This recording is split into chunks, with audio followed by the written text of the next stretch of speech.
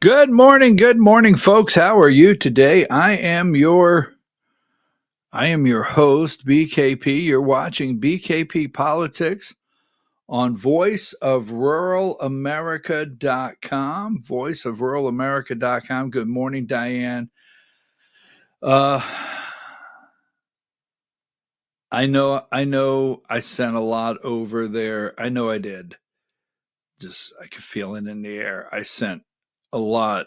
I work on things for hours in here, and some things that I already have in the folder I may not use, and then I find new things.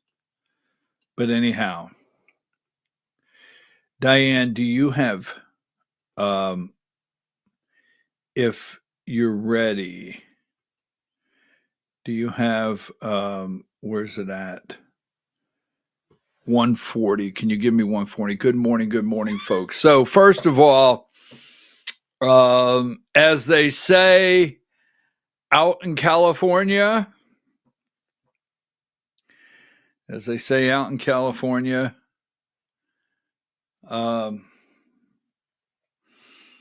surf's up. So the surf is up out in California. All right.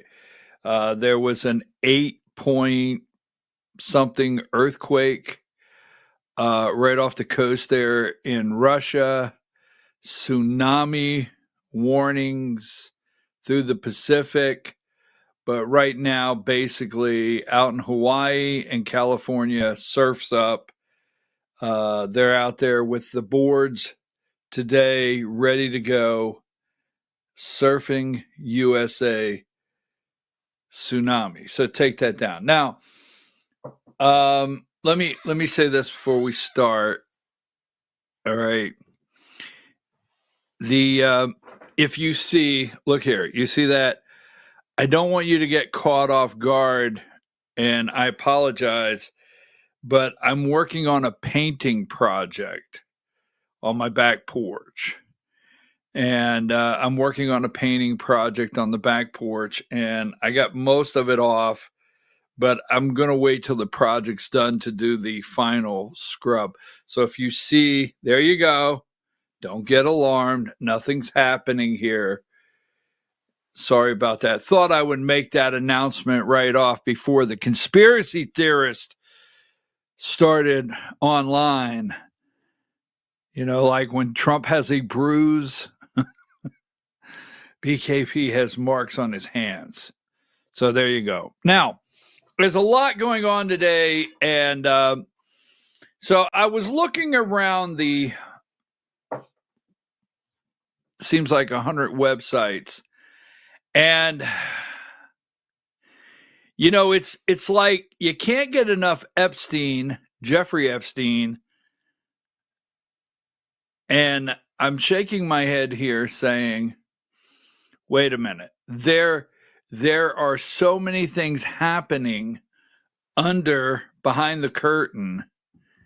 It's absolutely unreal what's going on. And every day we talk about Jeffrey Epstein. So, and there's importance to that.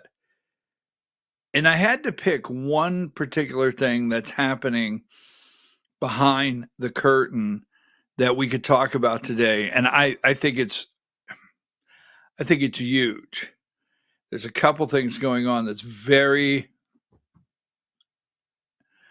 So let me ask you this question. I'll tell you what gets, when I go through and I scan and I find bipartisan, the minute I find bipartisan on anything, I put the brakes on. Now, let me just say this. I am not bipartisan. I'm not. If you're looking for a bipartisan host, if you're looking for someone that will reach across the aisle and shake hands with a transgender man that thinks he's a woman from Delaware and say, welcome to Congress, that's not me. I'm not your guy. And I am a guy. So I'm not bipartisan. And what I mean by that, people out there, well, that's what this country wants. We want to get back to where our lawmakers are working together. Your lawmakers are crooks on both sides of the damn aisle, okay? And when they come together bipartisan, that's like a crook family reunion getting together. So stop with all that America is looking for our lawmakers to reach across the aisle and work together. No, America is looking to get the corruption out of Washington, D.C. on both sides of the aisle. And America's not out there saying, oh my God, kumbaya, let's sing it on the floor of the House and the Senate. It's not happening. So I'm not bipartisan, and I knew what was going to happen when I started that. I don't understand negotiating when I'm right. I don't understand negotiating back. I'm correct. All right, well, that bothers some. I'm correct on this particular issue. We'll just go with that, right? I'm correct. Why am I negotiating back? You're correct. Why are you negotiating back? Right? Well, you know what Ronald Reagan said, move the ball to the... If I hear Republicans one more time at one of these meetings, well, we're moving the ball forward. Well, sooner or later, you got to score, damn it.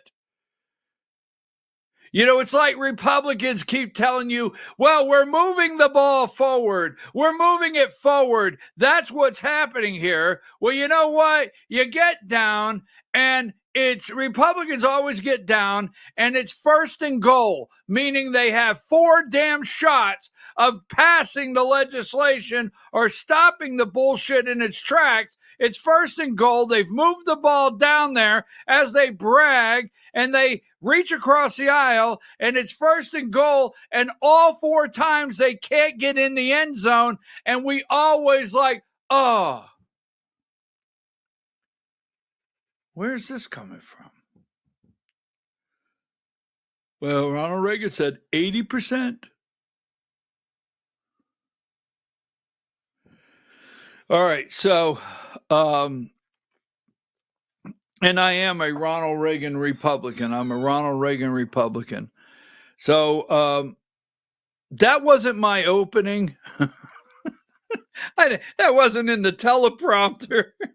Maybe that's the problem here, Diane. I don't have a teleprompter across there for me to stay focused. I just see some things going on, and I'm finding myself agreeing with some unusual creatures. Yes, creatures from the Swamp Lagoon on a particular issue or two. And, when Trump says we have to have mass deportations, all right? So I have the people that call me up and say, if we deport everybody, who's going to pick a damn watermelon, peach, or a blueberry? I get that. Okay, all right. If we deport everybody, who's going to wash the dishes? Okay, no problem. Got it. If we deport everybody, who's going to fold the sheets, change the beds in the motel, and run the vacuum cleaner? Got it. If we deport everybody, who's going to cut the damn grass? Okay, I got it. So, I've been accused of advocating this and supporting amnesty, and that is a lie. That is a flat out lie. I've never supported amnesty. But I know everything I just said to you, everything was created on purpose for a reason. You're out there and you don't think about this, all right?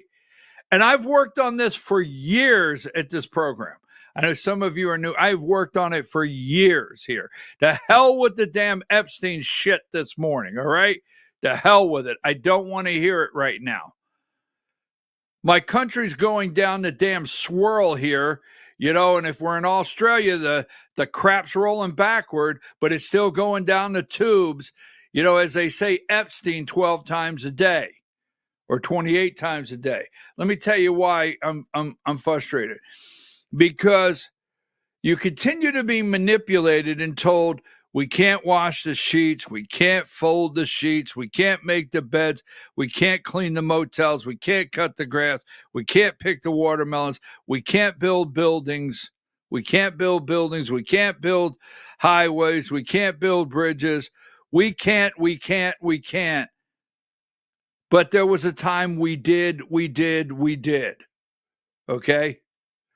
Now, I'm not giving a cheerleading speech, but everything we can't do if they're not here, we did at one time. We did. Okay? But it's not in the cards right now, and that was done intentionally. It was done intentionally because people will say cheap labor. I disagree with that.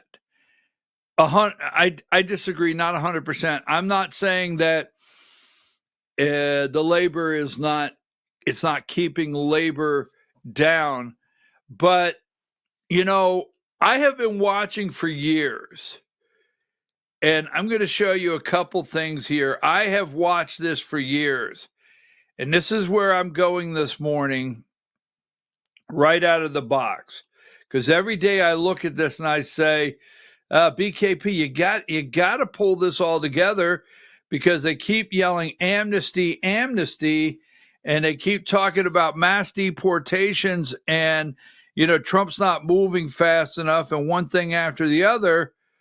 When are you going to roll this out? And I hope, like anything, I could have sworn I got this morning. Did I not get this?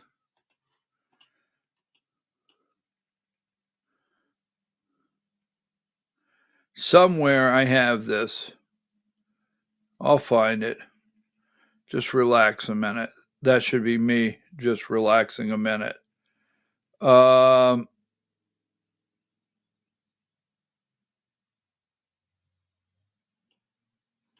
I may not have brought this over, and I thought I did. Could you not yell at me? Are you able to go into yesterday?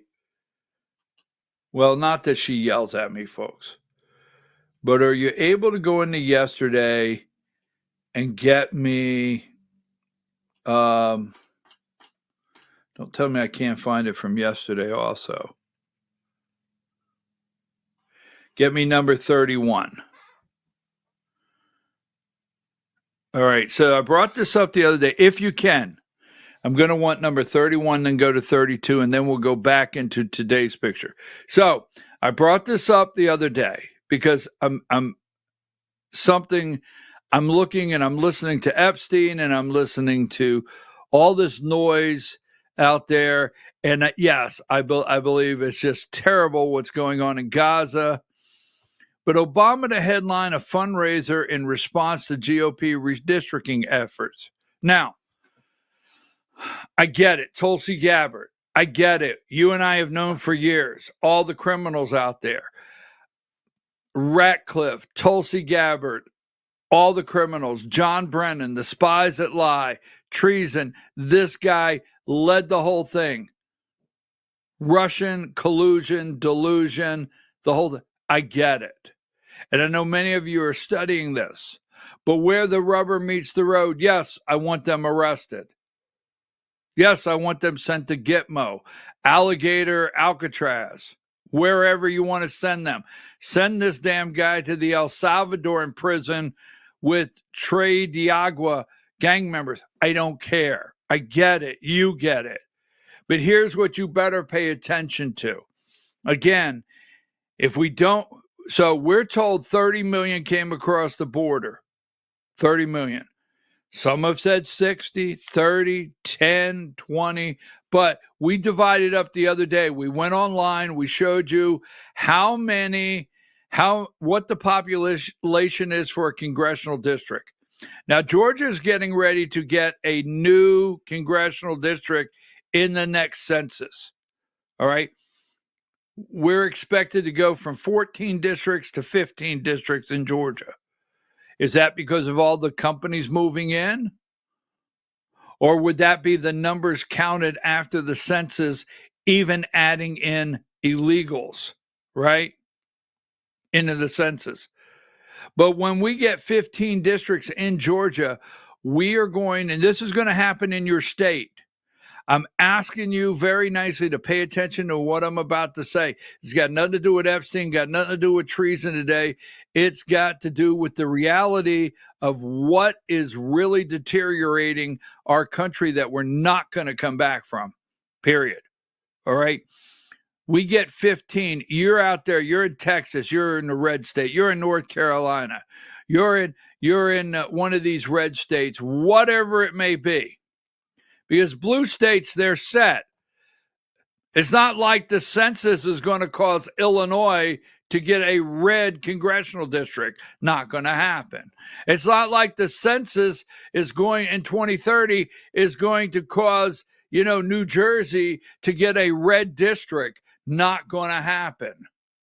But Georgia, North Carolina, South Carolina, Texas, even Alabama, Mississippi, whatever, it's going to happen in those states, and that's where they know they have to take over. You see, every election cycle, did you see the map after the last election? The Can You Hear Me Now? I mean, you have T-shirts of the map with it all red and just little blotches of counties that are blue in America, right? We always wait on election night for Georgia to come in, South Carolina, North Carolina, Alabama, Florida, Mississippi. We like seeing that red all the way around Louisiana, Missouri. We like seeing that red, Arkansas, all the way around to Texas. We love that block. But Georgia, for an example, is about to get the 15th district in 2030. So I'm going into 2030.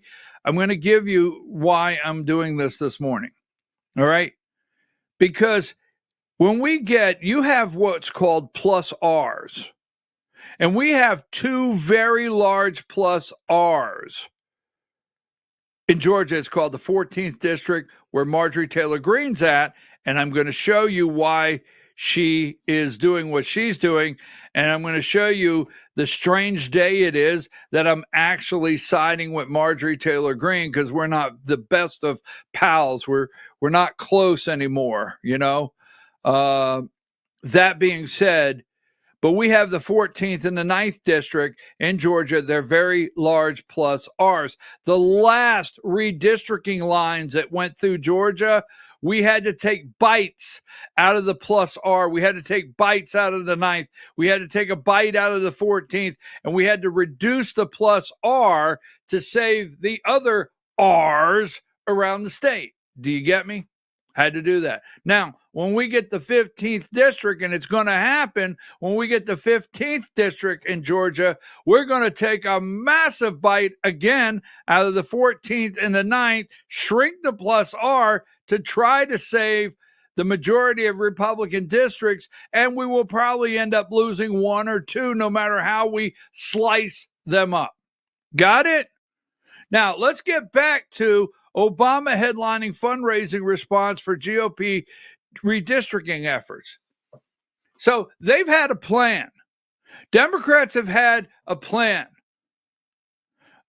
The media, deep state, corporate, corrupt media, they will all lead you to believe they're in disarray, they're falling apart, Trump won again, what's that say? Is MAGA in control? Can Democrats ever get the White House back? All the bullshit that they pull on you every single day of the damn week. All right, now we're up to Tulsi Gabbard. He's treason. I get it. Something going to happen? We'll see, right? See, over here where you have Epstein and you got, legislators and world leaders raping young girls, and the most Donald Trump can say is he poached the girl that was oiling down old men in my spa, and he stole them. That's what we get, right? So you got Donald Trump saying, well, he poached my employees at Mar-a-Lago, okay? And Epstein, putting together a network to, for world leaders, politicians, people all over, Hollywood, corporate, to rape young girls. Will something happen? I don't know. So over here, I got Obama he altered the damn intel, changed it, Brennan, Clapper, Sustein, whatever his name is, right? We know all that. Is something going to happen? I don't know. But let me tell you, I could tell you something that will happen, that I guarantee will happen. It's well on its way. Both parties are involved. All of the swamp is involved. They're okay with it. They're moving it forward as fast as they can. Now, there's no way Trump can do the mass deportation. So you can get your cheerleading signs out. You can go downtown and say, get them the hell out. Shish boom ba. Not going to happen. Not going to happen. Is he trying? Yes. There's no way when 1 month, 30,000, 1 month, 230,000, 1 month, 300 and some thousand, that you can catapult 300 and some thousand back over. Can't happen, okay? Will they try? Yes. Are they doing the best they can? I think they are. But again, going back to this guy right here, their plan is in place. You got to remember something. Eric Holder left as Attorney General of the United States of America under this guy 2 years, right? That's when we got what? Loretta Lynch? Oh my God, we can't go back there now. But Eric Holder left 2 years in advance to do what? Because he knew to take over the red area where you cheer. This is why I absolutely despise the bullshit that goes on in my party, in the Georgia Republican Party in Georgia where I live. I don't know about yours. But I absolutely despise the bullshit that goes on 7 days a week, and they're cheerleading, and they're too damn dumb to get their head out of the sand and realize all red states are getting screwed. We're about to that's where they've got to destroy us. They don't have to destroy us in Illinois. They don't have to destroy us in New Jersey, Rhode Island, Connecticut. They don't have to. The damage is done. It's right here where you live in America, the red spots. All they got to do is clear up the measles, the red measles around the country, and they can take over for good. So Eric Holder left 2 years in advance. 2 years in advance. Now think how long since this guy's been out of office. And Eric Holder did not leave because he is upset with the administration. Obama put him out there in front to start the Democrat redistricting committee. They have been working on redistricting, lawyering up, redrawing the lines, because what they knew that day is the day would come when they shoved 30 million damn people across the border and then had you believe you can't send them back because you can't pick a watermelon, wash a dish, cut the damn grass, or build a house. We did it one time. Now, I understand the hardship it's going to place on America to send them all back, but the real hardship is what's about to happen to you when you become blue America, and they, like the Hulk would say, and they run all over you, because it's coming, all right? And I've been preaching this as loud as I can for years. I've been preaching this before I met Diane. I've been preaching this for years. Since Eric Holder left the White House, I have tried to tell people, you better watch that back end that's going on every single day. So Obama headlines fundraiser in response to Georgia GOP districting efforts, right? And number 32. I mean, he's not in prison, right? Here is, please join Eric H. Holder, chairman of the National Democratic Redistricting Committee. That's what they did. They started it together. Obama and Eric Holder started this because they knew the way to collapse the red states was through redistricting. And the way to collapse the red states, okay, is by Biden allowing 30 million people to come in and allow the 2030 census to be counted with illegals. I have to tell you, I don't like saying game over. I don't. But I'm going to tell you something.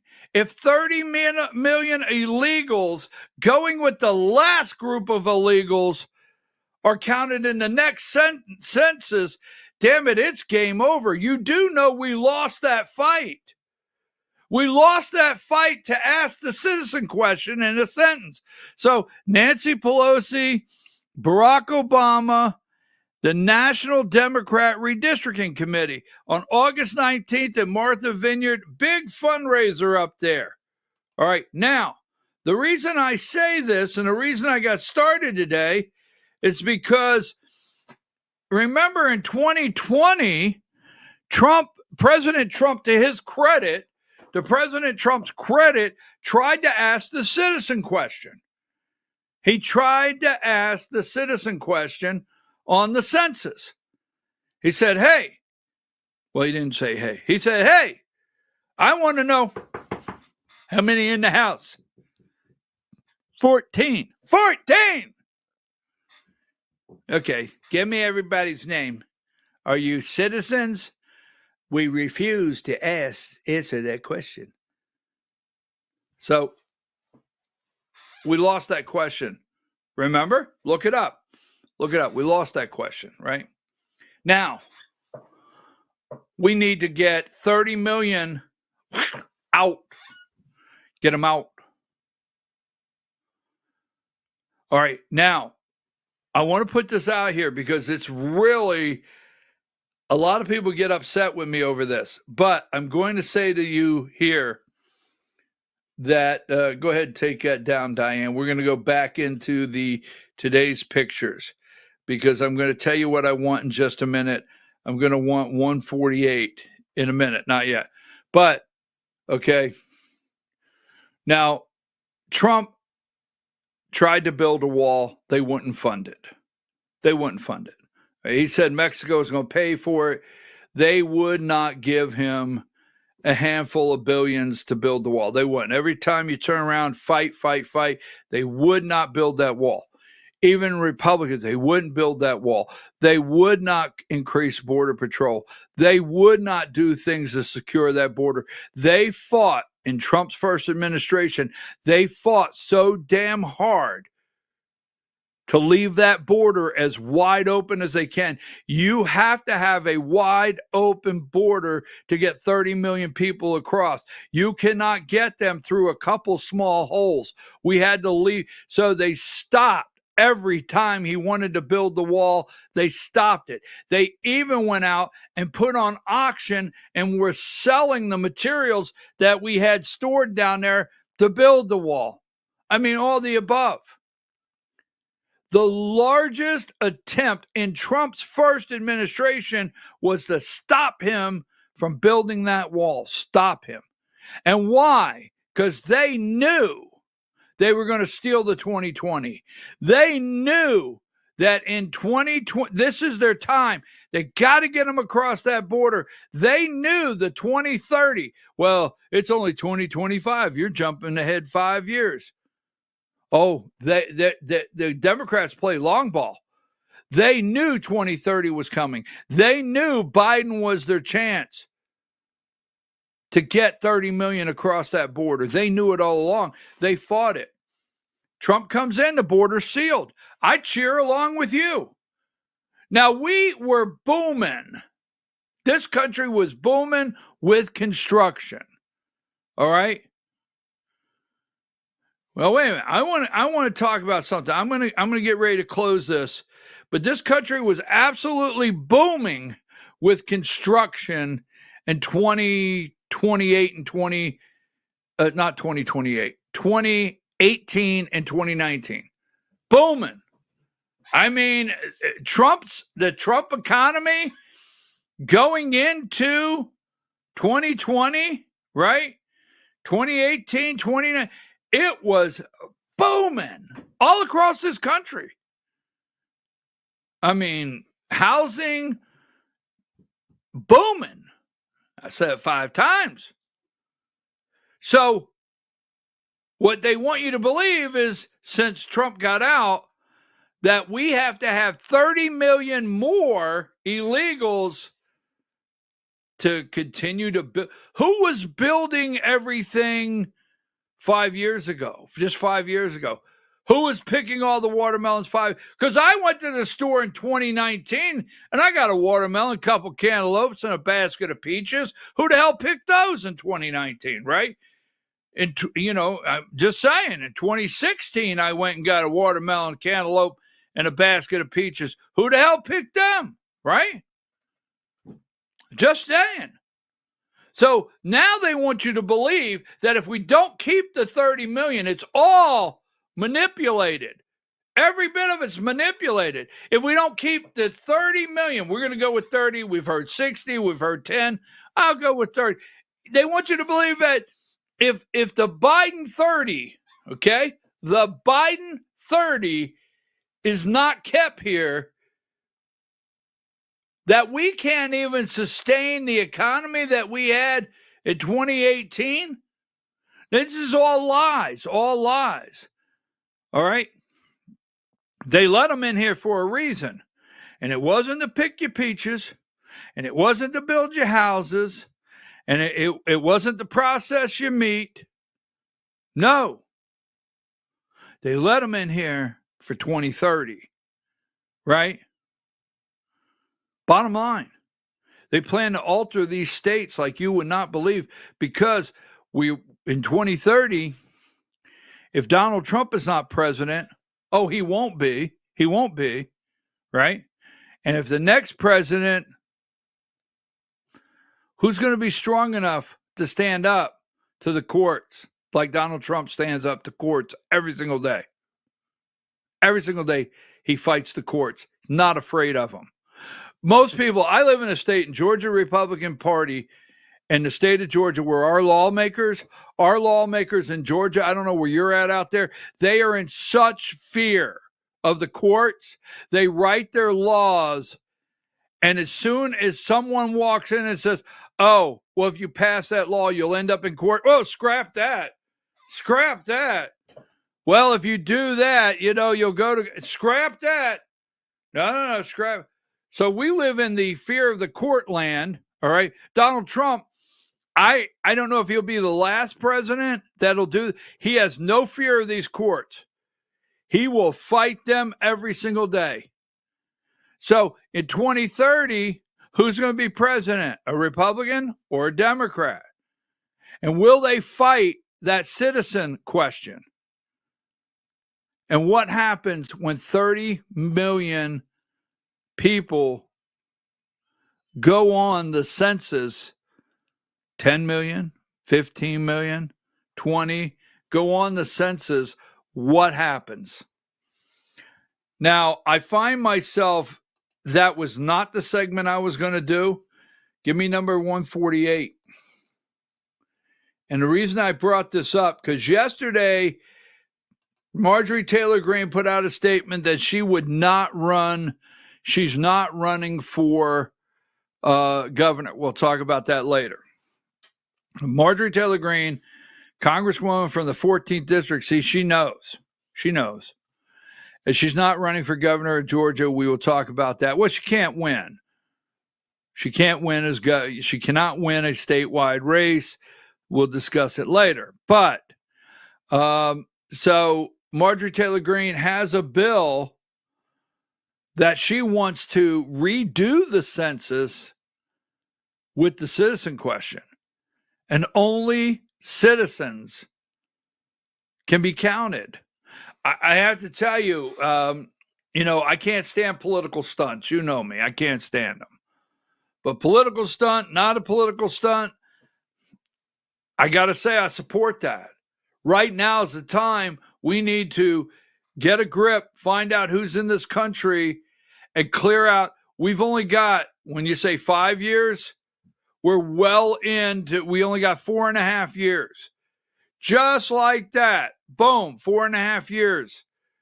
We need to now determine our population, who are citizens, who are not, get them out, okay,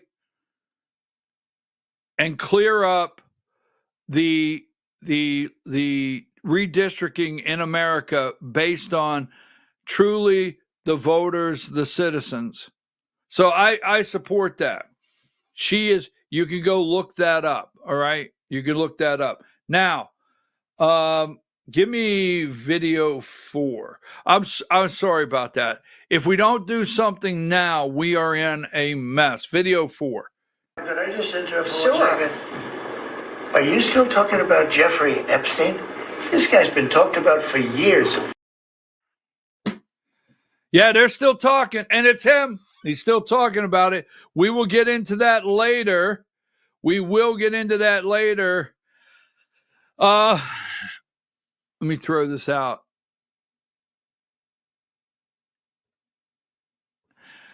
Here is a clue. Not in my backyard. Yes, in my backyard. What if I told you that the federal government could very soon have control of your local zoning? So I've been listening, Epstein. I probably shouldn't do that. Epstein, treason. I'm like, okay, I agree. But what's out there? Now, the Georgia Hour, we're going to have another report on First Liberty. Not again. I'm going to do another report on First Liberty building and loan during the Georgia Hour. Okay. And it's another one. And actually, it saddens me to do this next report on First Liberty at 10 o'clock. Then, Charlie Kirk, one of Charlie's children's, one of Charlie's kids, right? The Turning Point Action Team, right? The Avengers, as they like to be known as, the Fantastic 12 or whoever they are.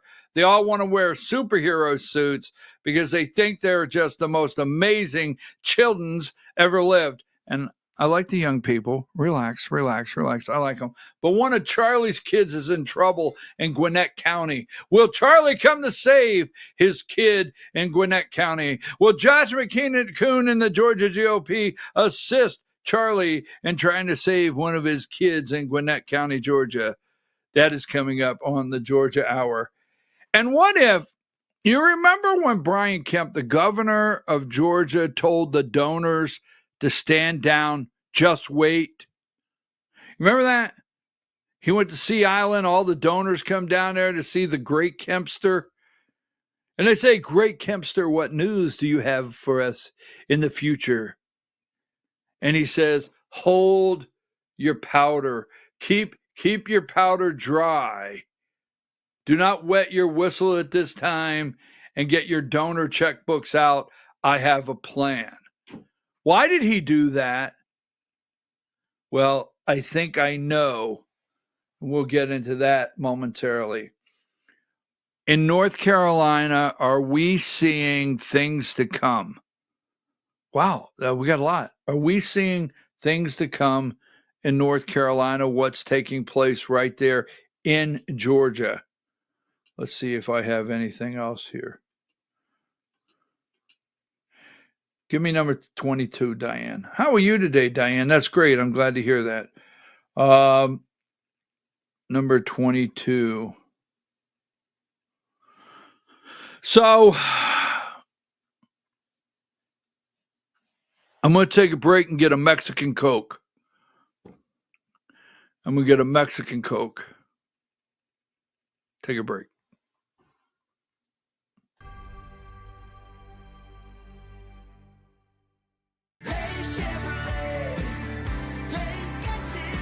Massive truck discounts are back at Days Chevrolet in Jasper. Up to $10,000 off Silverado 1500s. Up to $5,000 off Silverado 2500s. Don't wait. Get them before they're gone. $10,000 off Silverado 1500s. $5,000 off Silverado 2500s at Days Chevrolet in Jasper. Days Chevrolet.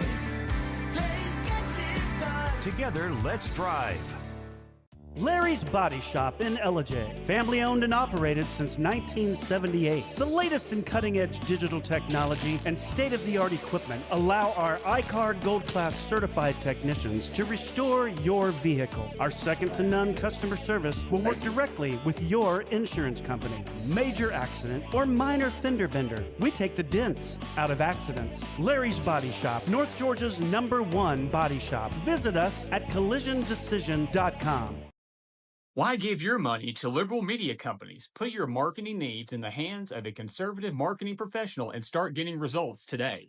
FYN Media Group, one of the top digital marketing agencies in Georgia, specializes in website design and hosting, social media promotion and management, and so much more.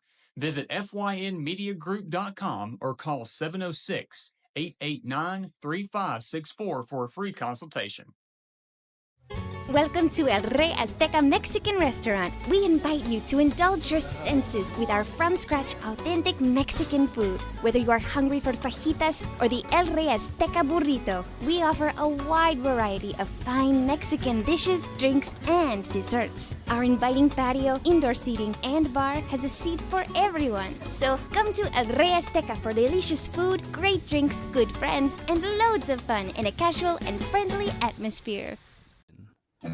Ladies, when you wear elegant jewelry, you become a force to be reckoned with. You shine brighter than the stars in the sky, and your inner beauty radiates like the sun. So embrace the magic, embrace the elegance, and let your jewelry be a reflection of your true, authentic self. My friends over at North Georgia Diamond know what a woman wants. Go see them for the perfect gift. And remember, when it comes to elegance, there's no such thing as too much. Come see us at North Georgia Diamond. We're igniting passion one sparkle at a time.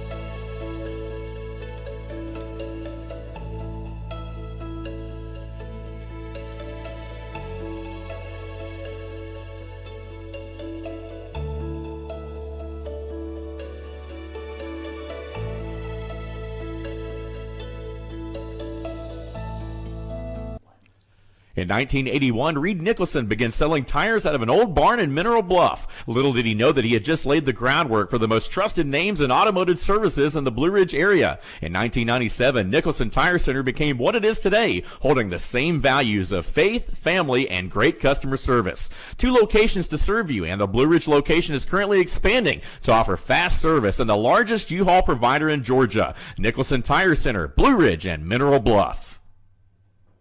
This is a special report. Knowing how to invest your money is harder than ever before. Dealing with stock market volatility, record debt, and terrorist attacks requires new thinking.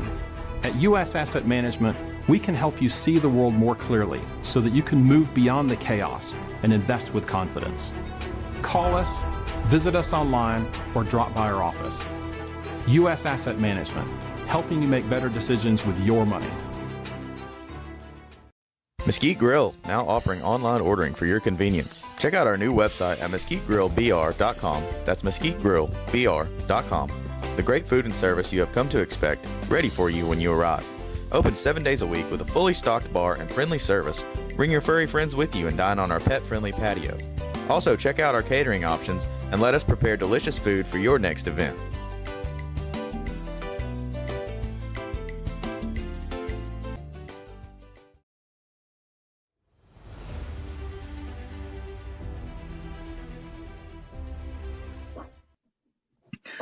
All right, we're back. I'm your host, BKP. You're watching BKP Politics on voiceofruralamerica.com. I hope everything's working well inside there, Diane. I hope I didn't break any of the meters or they didn't flop. I hope everything, none of our streaming services cut us off because they heard me say something. So I hope, like anything, we're still ticking away on all of our streaming services. Yeah, you never know.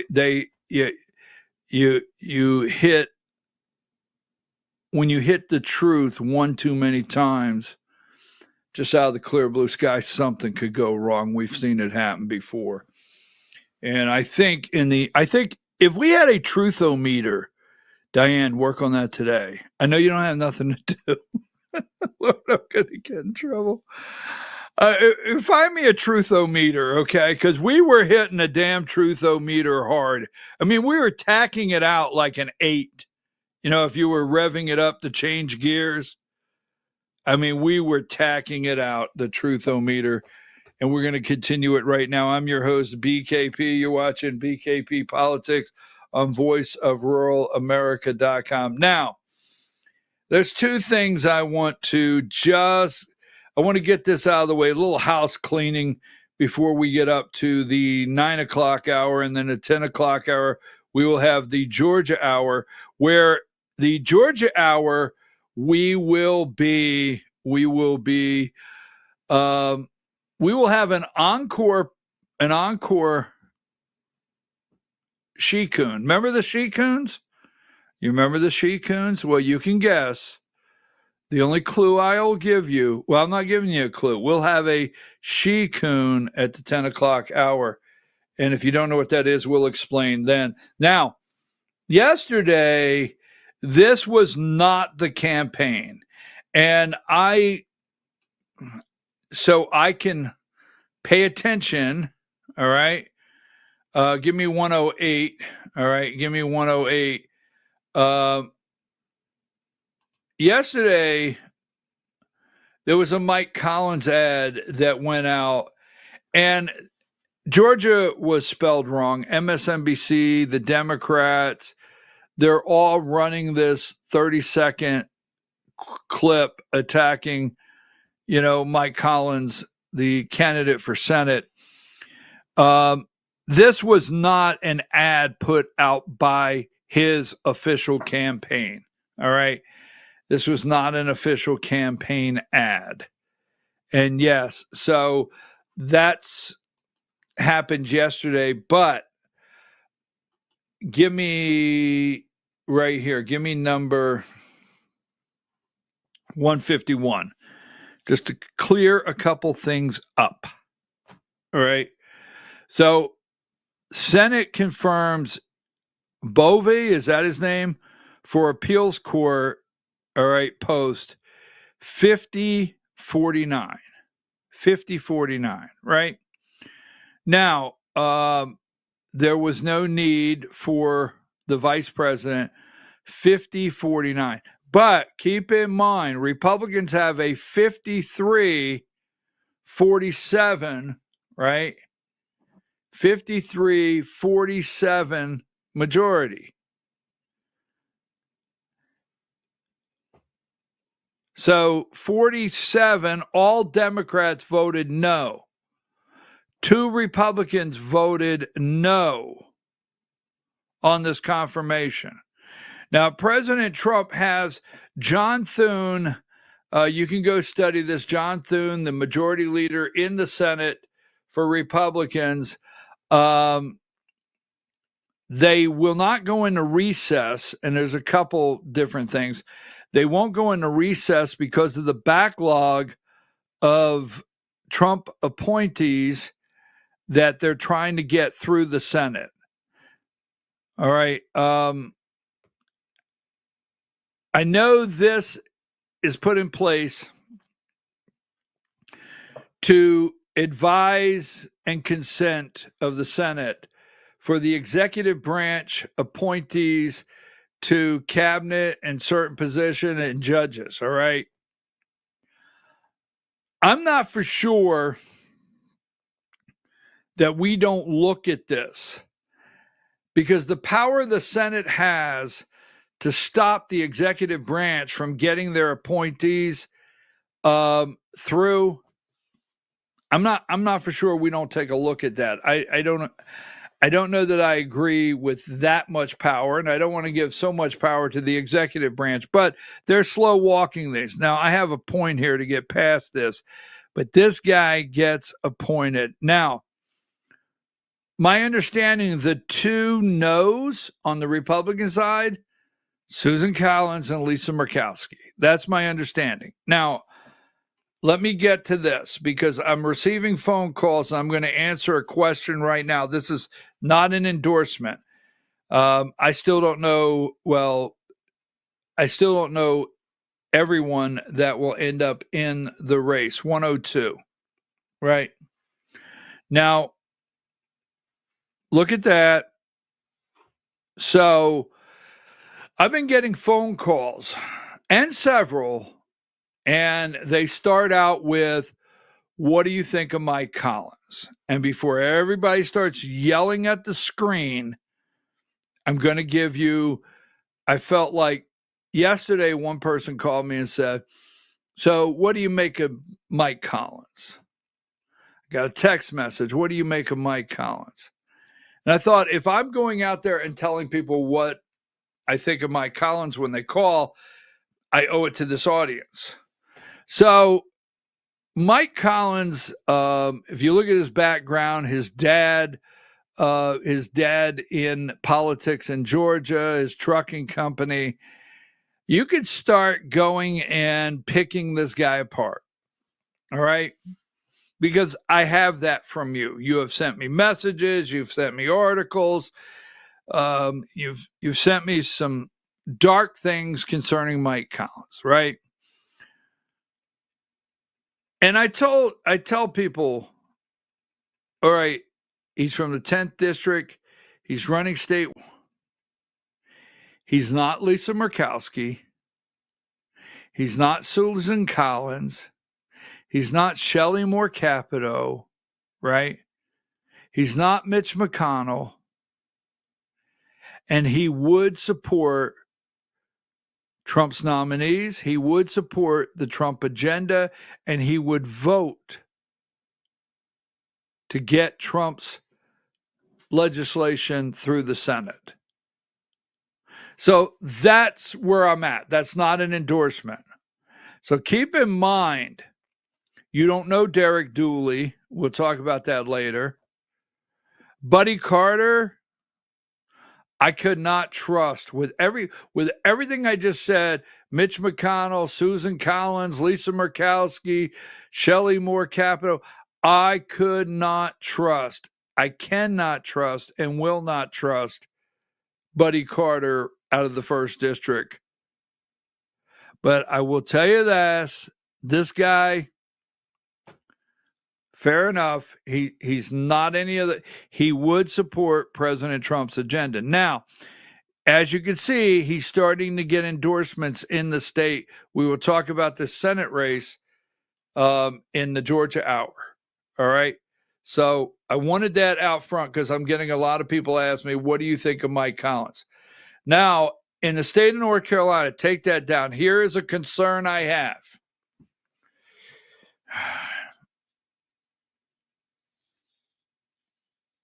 So I get a call yesterday. Paintbrush in the hand. What's up? Let's talk politics. It's the way it works around here. So I get a call yesterday. People call me. Why not? Give me a call. Ring me up. Bring. What's up? So I get a call yesterday. Guy says to me, and he's talking about a lieutenant governor candidate in Georgia. All right. We got several. We'll talk about that later. But guy's talking about a lieutenant governor candidate in Georgia. And the guy says to me, you know, I told this candidate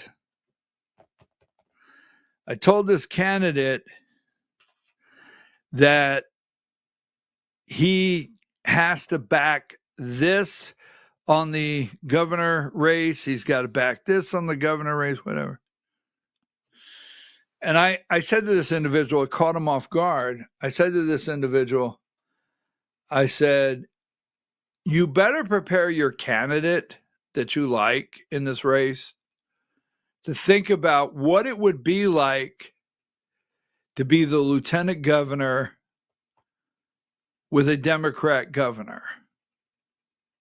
How would this candidate, if elected lieutenant governor as a Republican, react and work with a Democrat governor? Now, first, that upset the individual because they can't see past the R. They got R problems in their eyes. Okay, they can't see past the R. They don't talk politics. I talk politics. I mean, I don't want a Democrat to be the governor of Georgia. Obviously, I don't. But it really caught this individual off guard because the arrogance we have in Georgia, and we have arrogance all the way at the top. The arrogance we have in Georgia here is, well, it's a given. The governor will be a Republican. It's a given. It's a given, the lieutenant governor. It's a given, the Secretary of State. And I do know Democrats are going to make a hard play for Secretary of State. Well, that's a given. So what are you even talking about? So I want to say this, and then we're going to get into our next segment. My concern, because I've told you this, it's not the Georgia hour, but I know we're talking a lot of Georgia here. But my concern is that this happens 91. Now, the first time, I could share this with you, the first time Stacey Abrams ran for office, only losing by about 50,000, right? I know this for a fact. Republican lawmakers met. There was a private meeting with Republican lawmakers, and they were preparing that if Stacey Abrams won, that they would hold a special session before she was inaugurated, it's a fact, and start stripping the governor's powers. Now, the state of Georgia has the powers of the governor's office is the strongest in the United States. I mean, Brian Kemp is king and you don't dare. It's good to be the king in Georgia. So they were preparing, if Stacey Abrams won, to strip the powers, right? And how they would govern as Republicans leading the House and Senate, right, against a Democrat governor. Now, so is North Carolina something that could happen? Just throwing it out there, because if you look, you have the Democrat governor, all right, and that is Josh Stein. North Carolina Republicans push through contested agenda on veto override. The divided state's new Democrat governor vetoed 14 bills this session on guns, immigration, trans rights, and more. Republicans are trying to enact them anyway. Now, I'm going to give you real quick. This is the tracking, number 92 in the state of North Carolina, tracking veto override. You can see the bills. We're not going to take the time. Yes, the Senate, to be determined. The House hasn't voted yet on these Senate bills that you see. All right. And then you have number 93. Here are the ones that the override. All right. House, yes. Senate, yes. Both of them. They did a veto override in North Carolina. So you go look these up, and what you got to focus on, you got a Democrat governor, a Republican House, Republican Senate, and they still are in position in North Carolina in those two chambers to vote to veto governor's bills. But see, In Georgia, let me just show you this. The current numbers would not work in Georgia. If a Democrat gets elected governor in Georgia, and I promise you, I'm not here begging to vote for an R. I can't stand, well, we just got to go vote for an R. An R in the governor's mansion does not mean we're going to get good legislation that we can live with. But here's the fact. In the state of Georgia, if a governor, although we have control of the House and Senate, if a governor's mansion is controlled by a Democrat, we don't have the numbers in either chamber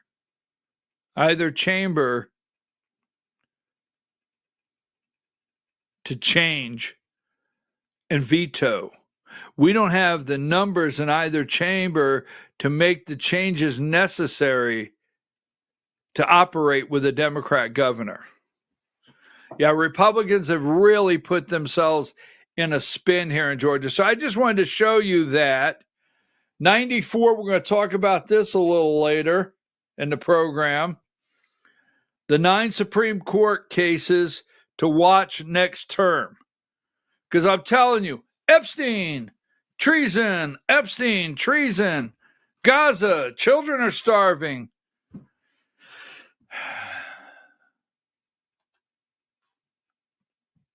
I want to talk about what's happening in your backyard. Take a break.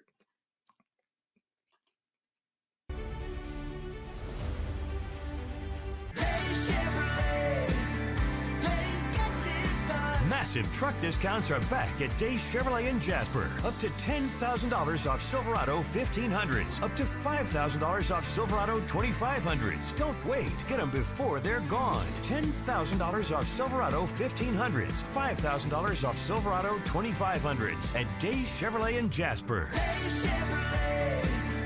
Days gets it done. Together, let's drive. Larry's Body Shop in Ellijay. Family owned and operated since 1978. The latest in cutting-edge digital technology and state-of-the-art equipment allow our iCard Gold Class certified technicians to restore your vehicle. Our second-to-none customer service will work directly with your insurance company. Major accident or minor fender bender, we take the dents out of accidents. Larry's Body Shop, North Georgia's #1 body shop. Visit us at collisiondecision.com. Why give your money to liberal media companies? Put your marketing needs in the hands of a conservative marketing professional and start getting results today. FYN Media Group, one of the top digital marketing agencies in Georgia, specializes in website design and hosting, social media promotion and management, and so much more.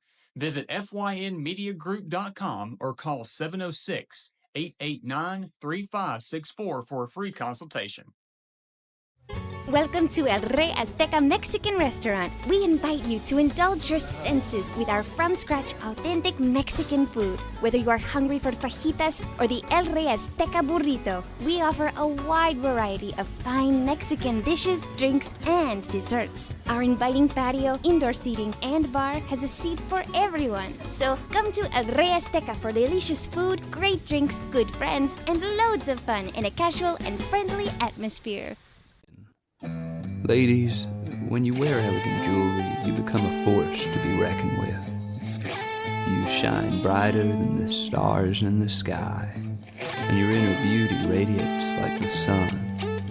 So embrace the magic, embrace the elegance, and let your jewelry be a reflection of your true, authentic self. My friends over at North Georgia Diamond know what a woman wants. Go see them for the perfect gift. And remember, when it comes to elegance, there's no such thing as too much. Come see us at North Georgia Diamond. We're igniting passion one sparkle at a time.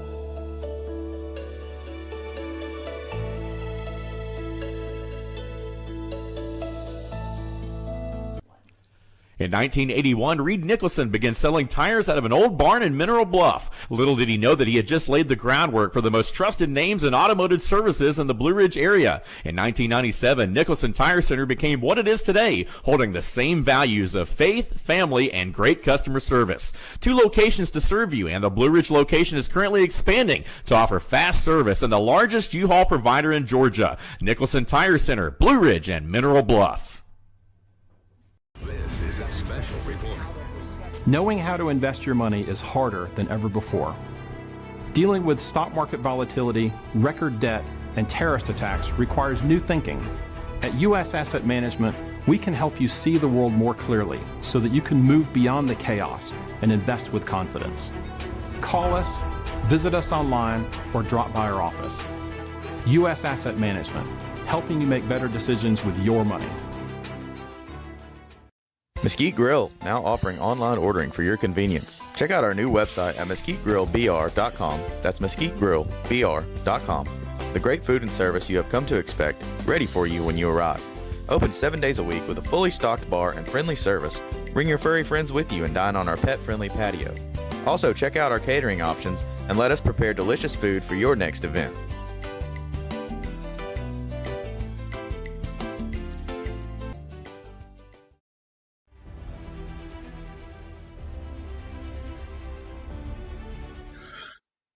All right, folks, we're back. I'm your host, BKP. You're watching BKP Politics on voiceofruralamerica.com. Diane, I hope you're doing well today.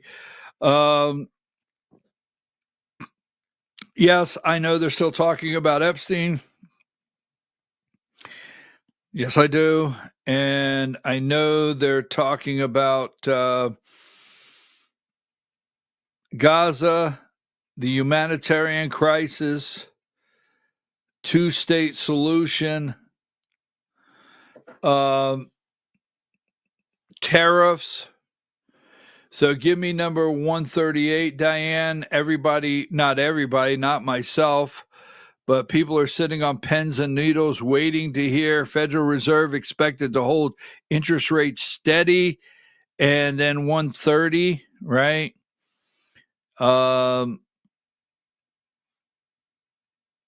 Investors await Fed interest rate decision. And then we have number 133, Epstein. Ghislaine Maxwell is offering a deal to the Oversight Committee, and they said no, they rejected it to testify. Number 140, surf is up in Hawaii. As you want to know, surf is up in Hawaii and the coast out there. So, that being said, they want you to focus on all these distractions. And, you know, I have listened for years. I've sat in the back room of meetings of what they call, for years, right? Take that down. Affordable housing. So they don't call it Section 8 anymore, because if you say Section 8, they get, all right. Now, anytime the government puts money into something, they control it. So, not to get sidetracked, but I've been to meetings. There was a meeting where someone was going to put in affordable housing, Section 8, and the community said, okay, if we build these and we get this grant and we get this federal grant and everything like that, if we build these, can we guarantee? And they were selling it as workforce housing, because here's what they sell you, all right? Now, I don't know how it worked in the past, but it did somehow, some way. As the old song says, the poor side of town. That's the only side of town I ever knew. What's the poor side of town? Anyhow, right? But what I'm getting at is, so they tell you we have all these restaurants, we have all these stores, we have all these people moving in. but we don't have anywhere for the workers. Sounds very communist to me, but where the workers can live. So we need workforce housing, and the people cheer. They cheer.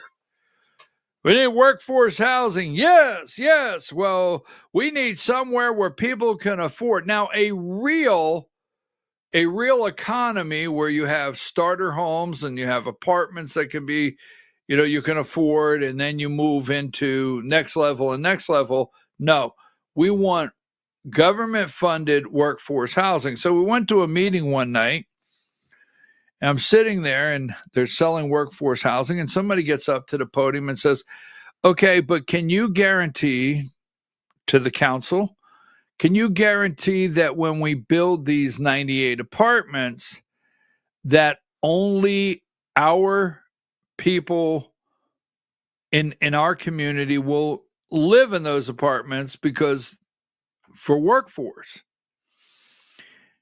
And they said, yes. I was sitting in the room. They said, yes, we can guarantee that it's workforce housing. So I raised my hand. You know me. I went to the podium and I said, I have a question. Is this going to have federal funding in it? Yes. And I said, I'm going to say, I don't know if you were told this, but I think you should look at the community and tell them the truth. You can't guarantee it will only be this community that benefits from the housing. So the businesses, see, all the business owners were there that night in the local community. They were all there in the local community because they're going to get 98 apartments, workforce housing. Good. They're people that are working every day, say, I can't survive. I've got nowhere to live. I can't afford to live. I can't afford rent. I said, you need to look at these people and tell them the truth. And if you don't want to, I will. You can't have federal money put into your program and guarantee your community is who benefits from it. Because realistically, whether you want to say it or not, you're talking about Section 8 housing. I think I'm correct on that, but you're talking about Section 8 housing. And if there's people in Atlanta or anywhere that's standing in line for Section 8 housing, you could build those 98 apartments and they could be full the next day with people that don't even live here. So if you choose to tell them the truth, go ahead. If not, we'll leave it there. Well, once again, I opened my little yapper at the meeting. I try not to go to meetings anymore because I tend to open my little yapper. But here you go. This has really upset me. Really upset me. I seen the word bipartisan. Did I saw it? No, I saw that yesterday. I seen it today, or I seen it. Because, I have a real problem with see, saw, seen. Anytime see, saw, and seen comes into play, I get messages. But go ahead, give me number 85. So I'm thinking to myself, and I'm in Politico, and it said, so I'm scanning, and it said, Senate banking advances first large bipartisan housing package in a decade. I said, whoa, bipartisan. So my alarm bells went off. Bipartisan, I'm afraid of this. So I look at it. The Senate Banking Committee unanimously, the committee advanced landmark housing legislation on Tuesday, marking a rare area of overwhelming bipartisan and divided Congress. I said, wait a minute. There's something bad wrong with this bill because the whole committee pushed it out, Democrats included. Overwhelming. Now, let me say this. You got to get in touch with your lawmakers because this is a federal government grab that if you let it go through, it won't stop.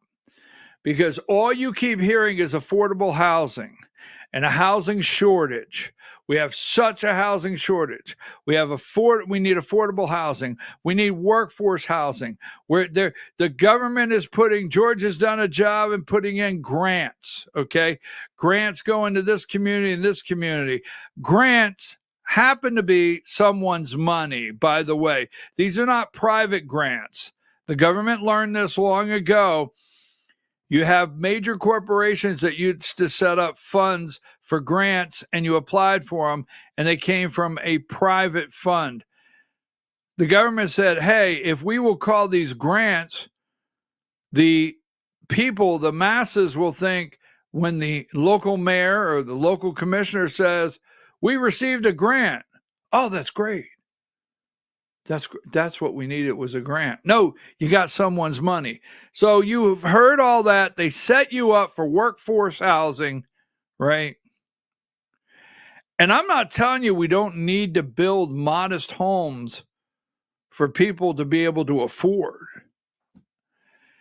The Renewing Opportunity in America Dream of Housing Act 2025, sponsored by Tim Scott, the ranking member Elizabeth Warren, includes proposals that aim to expand and preserve the housing supply, improve housing affordability and access, advance accountability and fiscal responsibility, and improve oversight and program integrity. Now, what this means is they're going to have the right, when they get done with this, to supersede and overrun your zoning.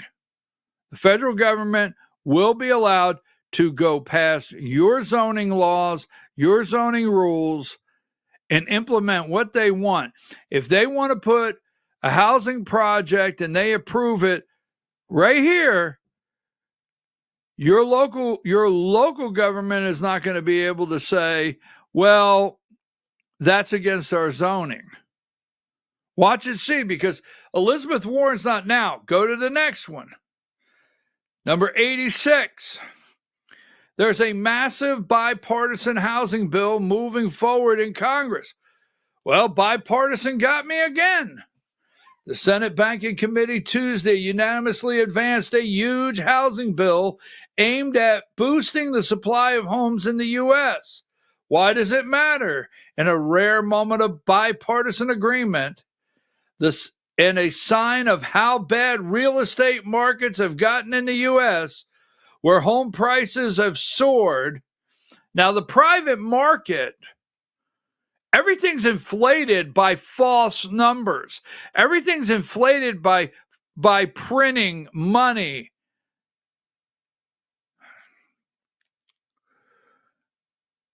And soaring, and there's an ongoing shortage of affordable housing.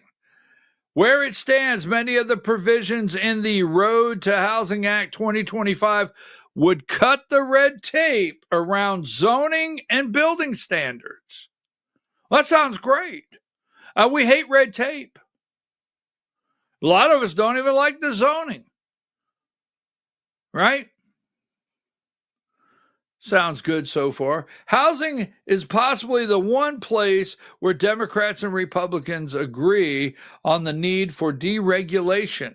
They call it deregulation, watch.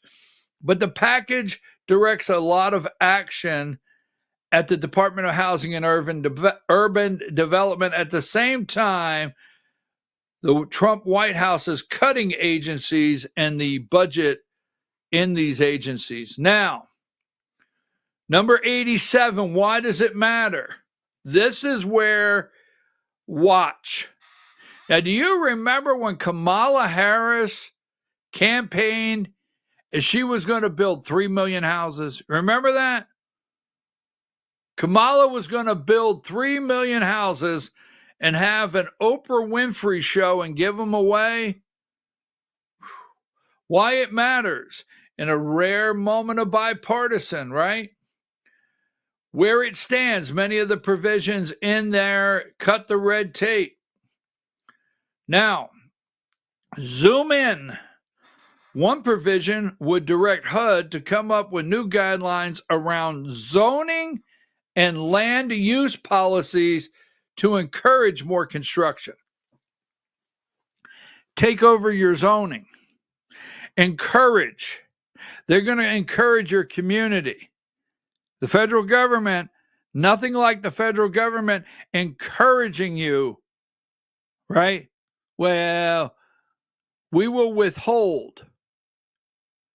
Now, you hear that all the time on other programs. The government said, if you don't do this, we're going to withhold this, this, and this. So that's where the word encouraging comes in, right? Encourage more construction, zoning, and land use policies. Another would stand up a pilot program where HUD offers grants and loans to low and moderate income homeowners and certain landlords. Grants, your money. The bill would also streamline environmental reviews. It authorizes $1 billion over 5 years in initiative fund. Local communities would get money if they come up with new ways to build more houses.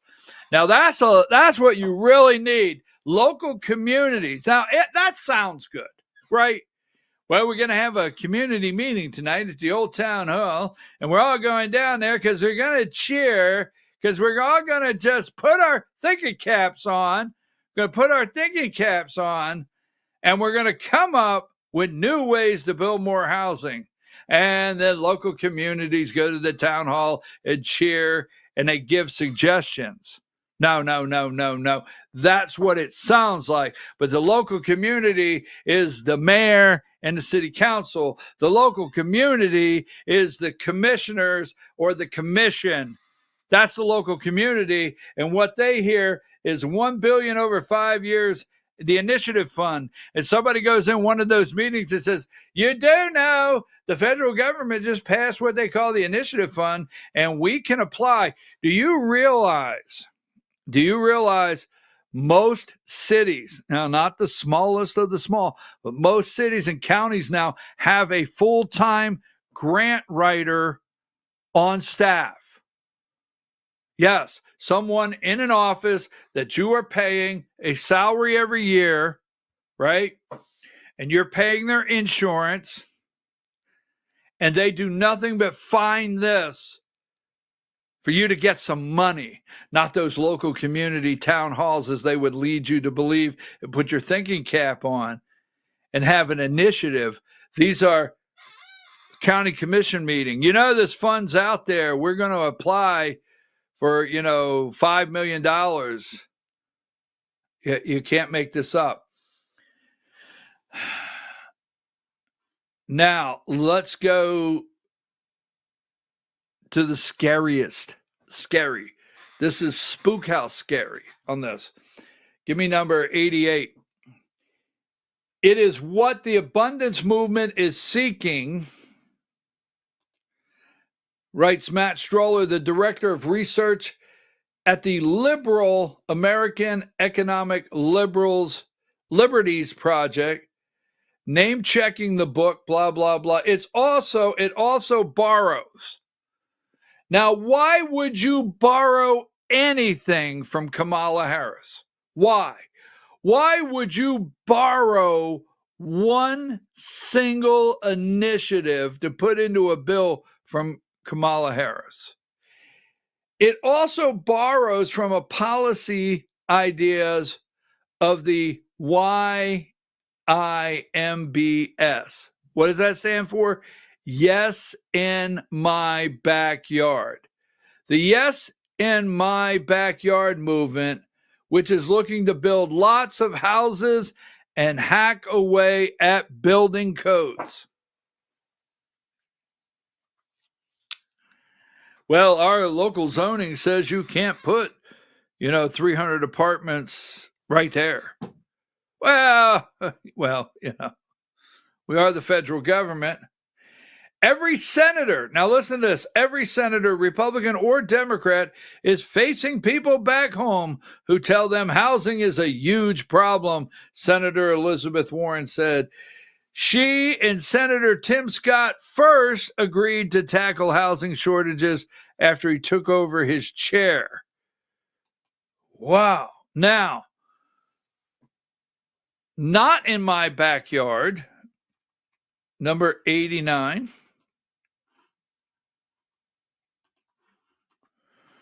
So let's look at why, yes, in my backyard, why they like Kamala Harris. Democrat presidential candidate Kamala Harris plans to build 3 million new houses. All right. That's the not in my backyard crowd. Now you can read this and go on.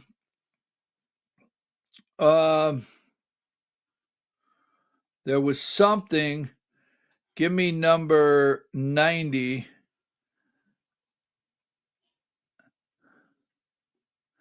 Let's see. Hold on a minute. I want to find something here.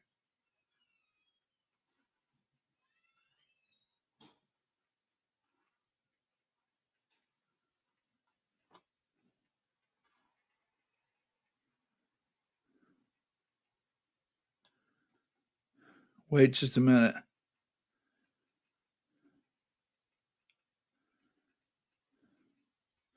Give me number 90 there. You look, the Initiative Fund. Now, this article goes back to Kamala Harris going to build 3 million houses. You remember, I just showed you the Initiative Fund that they're going to put in place in this bill right now. All right. The Initiative Fund would add money in the Biden administration American Rescue Plan that state and local governments are now using to build affordable housing. All right.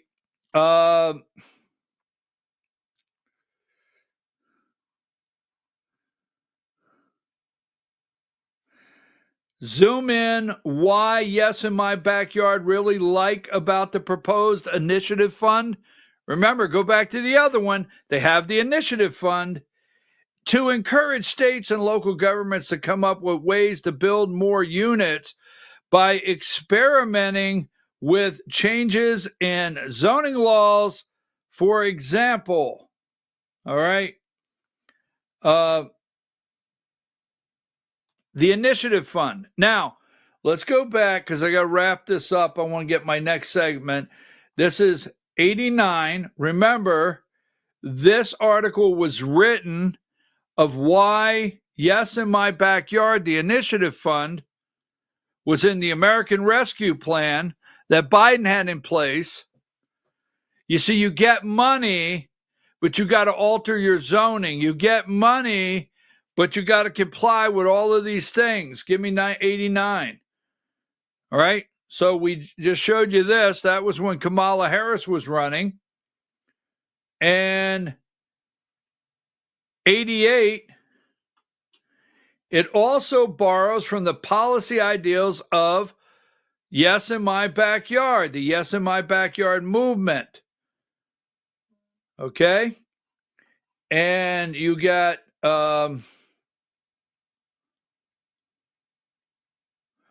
the Initiative Fund.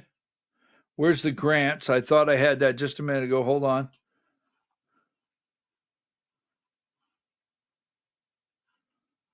Let's see. Hold on. Give me this. Give me 87. I got to get out of this, but I got to find that. Let's see. There it is. Zoom in. Zoning. Grants. Streamline. It authorizes $1 billion over 5 years for an initiative fund. All right. So give me 86. Anytime you see there's a massive bipartisan housing bill moving forward, when you see bipartisan, danger. Folks, they are getting ready to take over the zoning in your communities. And I have yet to meet a group. You can send them to me, a group of commissioners, not calling anybody by name. I've yet to meet a group of commissioners, city council members, the list goes on, that doesn't love a good government grant with ties, strings attached, but it means money. And it's not local communities meeting at the town hall to come up with great initiatives. All right, so we come back. We got to get into a little bit of world news. We got some world news and Maxwell and Epstein. A little bit. Take a break.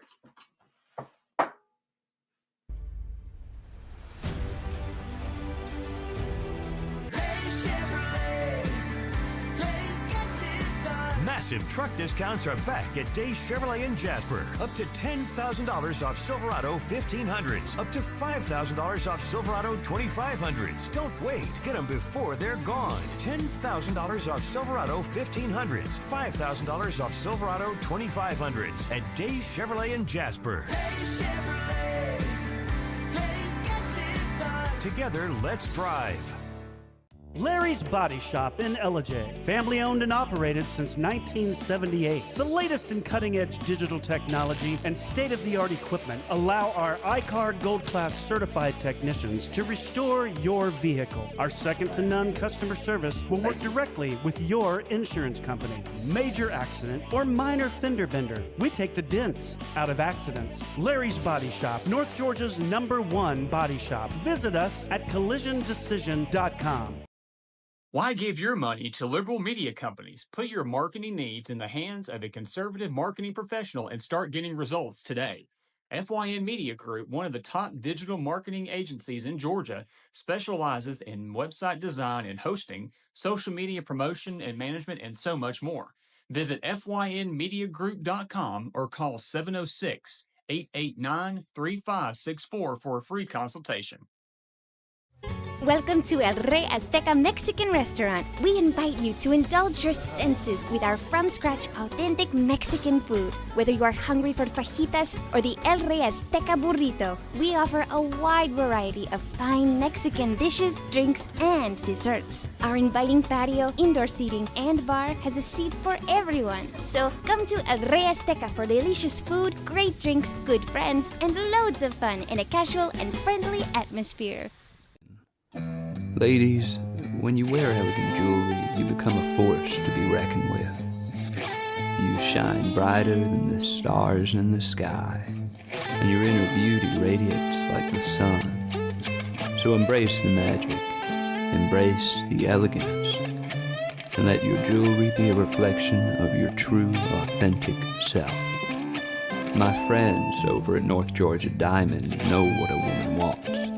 Go see them for the perfect gift. And remember, when it comes to elegance, there's no such thing as too much. Come see us at North Georgia Diamond. We're igniting passion one sparkle at a time.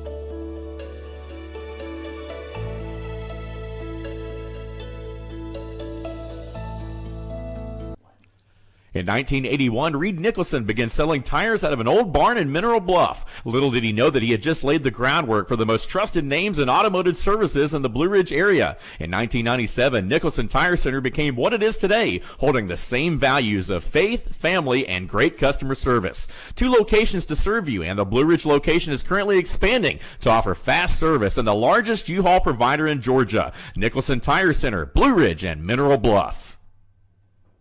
This is a special report. Knowing how to invest your money is harder than ever before. Dealing with stock market volatility, record debt, and terrorist attacks requires new thinking. At U.S. Asset Management, we can help you see the world more clearly so that you can move beyond the chaos and invest with confidence. Call us, visit us online, or drop by our office. U.S. Asset Management, helping you make better decisions with your money. Mesquite Grill, now offering online ordering for your convenience. Check out our new website at mesquitegrillbr.com. That's mesquitegrillbr.com. The great food and service you have come to expect, ready for you when you arrive. Open 7 days a week with a fully stocked bar and friendly service. Bring your furry friends with you and dine on our pet-friendly patio. Also, check out our catering options and let us prepare delicious food for your next event.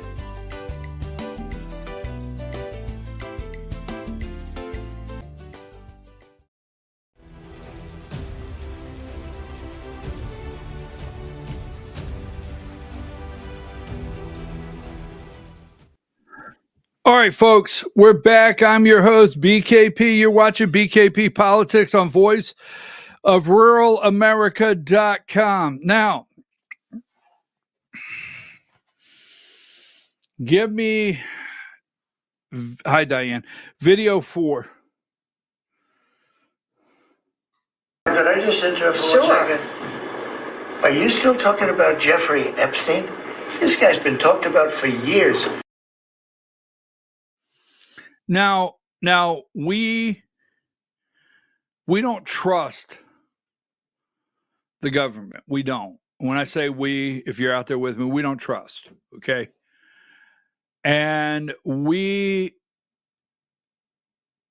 we elected Donald Trump, there's a group of us. Okay, we have private meetings, but no, there's a group of us. When we elected Donald Trump as president of the United States, we said everything. We're tired of it. Now, you can go out there and you could attack me. Did we land on the moon? Did we not land on the moon? I'm not getting into that argument. All right. Were we attacked on 9/11? Were we not attacked on 9/11? Why did the building fall? Not going to get into that argument. Who killed JFK? CIA, right?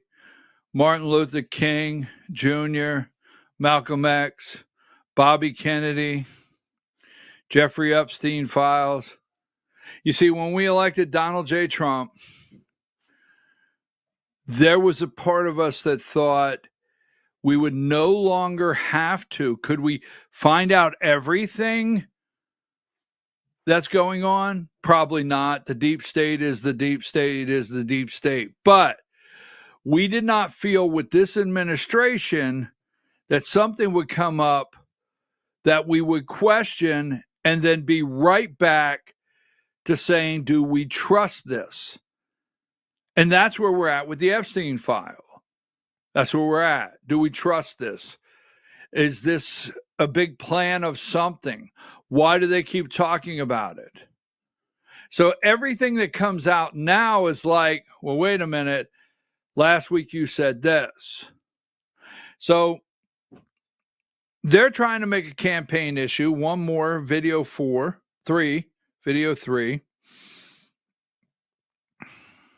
This Epstein saga. Release the damn files.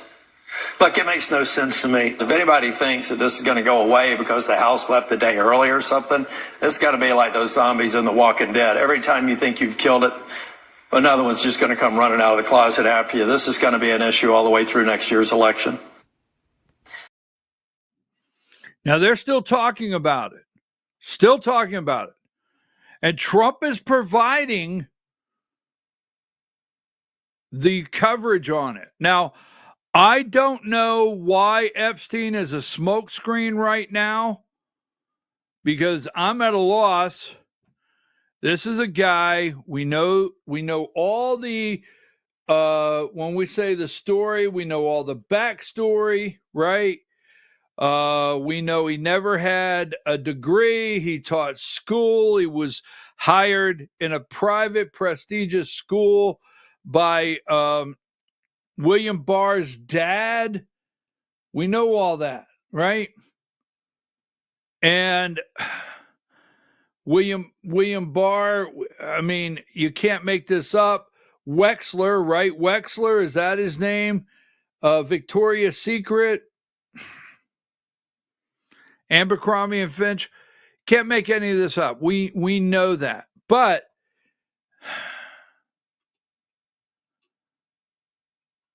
give me number 147. So they said, hey, we'll get the grand jury transcripts. Judge said, no, you're not going to unseal those. Okay. We'll get Ghislaine Maxwell to come testify.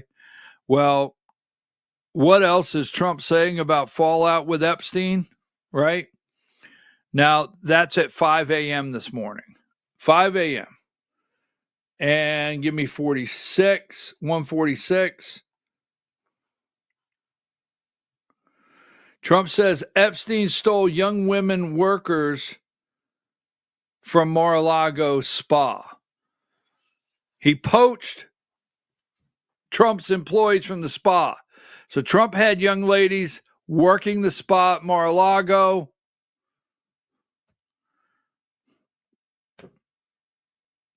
Epstein hired them. Just wasn't right. Epstein took my girls. Wait a minute. Because see, here's one thing. And then last week, number 145, they asked him. He goes back on Air Force One. He always goes back to the press pool and he talks to him. And here you go, 145. Last week he said the White House released. Why did Trump end his relationship? Epstein was creepy. So is that what you meant by being a creep? Like last week you say he was a creep. Trump goes back, stole young women, workers from Mar-a-Lago. Now, here's the one that gets me. This morning, again, this continues, laying it out nonstop.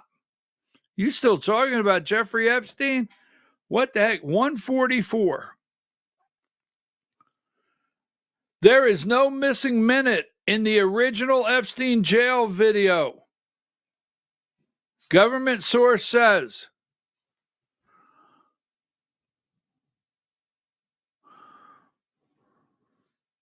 Why? First, Pam Bondi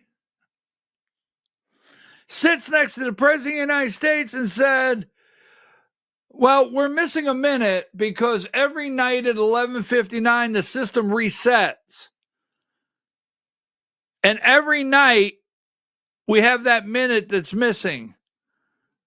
Remember how long ago that was? And Pam Bondi said, we're going to go right now and find it. I mean, you're the Department of Justice. You have thousands of employees. You're the FBI. Now, I understand everybody has a caseload, but you go in for 48 hours and you pull one person in and you say you do nothing but go through these videos. You find everyone, you get them prepared. I want it back in 72 hours, okay? Because we're going to prove to the American people that every night at this time, this system loses a minute. You got it? There was no missing minute. I told you earlier, we want in this administration here, number 143, no missing minute. What? I mean, and then I read an article, give me number, had it here just a minute ago. I will find it. Give me number. Where's that darn missing minute article I had? I got it right here. I'm going to find this sucker.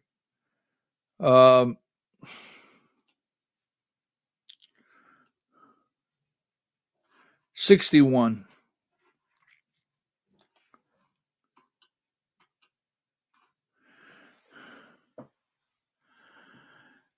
Number 61, FBI FBI source says agency has missing minute from Epstein jail tape. The minute of surveillance video alleged missing from the footage of the night Jeffrey Epstein was found dead in his prison cell has apparently been found. What is it? Because there's another article that says it was almost 3 minutes. The data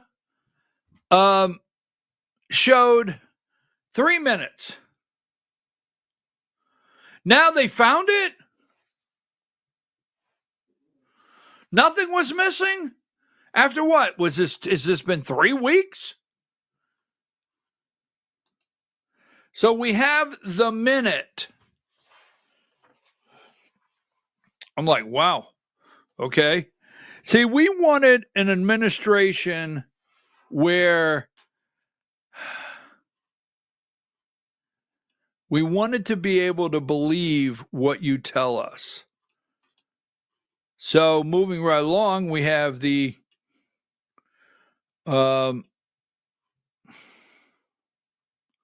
we're trusting these two guys, number 44. Just saying, these are the two guys that we're trying to put our trust in. Can't make this up. Now we have 65.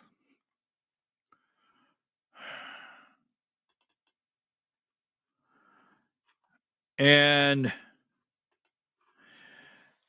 she seeks an immunity in exchange for congressional testimony. So she's come up with all kinds of rules. She wants 72 from the Telegraph. Maxwell tells Trump, free me and I'll tell all to Congress. She does not want, she has an appeal before the Supreme Court. But if she goes and tells all, she doesn't want prosecuted for it, and she wants cleared. And so let me get the other ones that we got going on here. We're not going to get to the 7 cases of the Supreme Court. We'll get to those tomorrow. They're not going anywhere.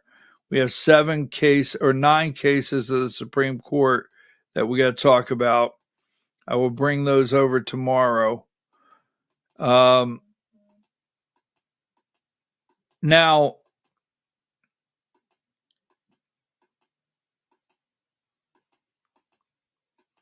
give me number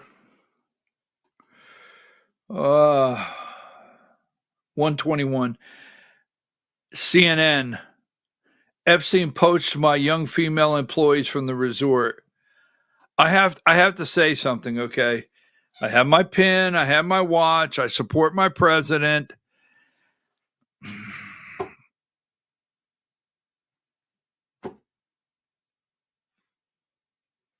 That's not the one I wanted. It's probably the one I called for. Give me 124. I don't know what I did there. Is that 124? There it is. Thank you, Diane.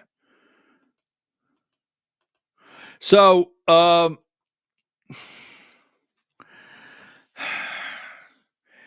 and number 131, Maxwell files Supreme Court brief appealing Epstein's conviction. Oversight Committee 132 has turned down. They responded to Maxwell's request. She wanted the questions in advance so she can answer them. She wanted immunity from prosecution on her testimony. She wanted to do the testimony outside of the facility she's at now. They gave her a whole list. Number 133, House Oversight Committee rejected Maxwell's request. So here is where I'm going to leave this right here because I have to get ready for the Georgia Hour. Blanche went and met with her for 2 days. Is it recorded? Well, Blanche's meeting, the Assistant Attorney General of the United States meeting with 2 days with her, Todd Blanche, will that be released or is that going to be hidden, or we're going to have that testimony in a box and my great-great-great-grandchildren could fight to try to get that released? So we have that. We have Pam Bondi saying she found the minute. Right? I found the minute. We have Pam Bondi saying nothing to see here. Then we have Mike Johnson say, well, we'll release the list, but only credible. We only need credible information out. Then we got people saying, well, look, there's going to be innocent people's names on here. Then we're going to get the grand jury testimony. We're going to release that. Then we're on Air Force One. Air Force One, right? And we go back and talk to the media. And instead of saying we're done with that, we're moving on, let's talk about the success of this trip, the trade deal with the EU. No. He poached my spa employees. Mr. President, yes, this is the spa. Yes. We're short 2 people today, and we will not be able to meet all of our appointments that we have scheduled. Why not? Well, 2 of our best people, Jeffrey Epstein, poached them, and they now work for Jeffrey Epstein. Well, I'll be damned, that creep. Ban him. Ban him for life from Mar-a-Lago. I don't know. I just was looking for an administration where I would not have to sit and spin all the questions. Now, 135, the tariffs. Now, India does not allow us. There was a meeting. Procter & Gamble will raise prices on 25% of its products. Company says the tariffs will take a $1 billion bite into its profits. Folks, the tariffs are not bad. It's the only way Donald Trump could get the world to come to the table. The tariffs are the only way that Donald Trump could get our products on the shelf in China, Japan, India, anywhere, basically, and he's doing it. These major corporations are finding it. So they're finding it as an opportunity to raise prices on you and call it tariffs. Don't forget that, and the media loves it. The media will run with it. They will run with it. They'll call it tariffs every day. They'll talk about how much is being added to the American people every year. But the facts of the matter will be, at the end of the day, that these corporations will raise prices because they can and say tariff. That's all they got to do because the media set it up for them. All right. Now, in that, we have number 129, a trade deal with India is not finalized. Trump will not allow India. I know what you're thinking. Well, if we don't get a trade deal with India, who will answer the phone, right? Just saying. Hello, my name is George. How are you? No, your name's not. I did that one time, right? They will do that on purpose. They will, at these call centers, hello, my name is Larry. Yes, this is Larry. How are you today? No, your name's not Larry. They do that on purpose. My name is John. My name is George. They do it on purpose. No. And so I get a phone call. Hello, how are you today? My name is Larry. No, your name's not Larry. So don't tell me you're Larry. I don't even want to talk to you when you lie to me about your name. Anyhow, who's going to answer the phone? India will not allow our products on their shelves. They will not. You basically cannot go to India and find our products on the shelf, period. And China, there is a meeting right now underway with China. China has to have 136, 137.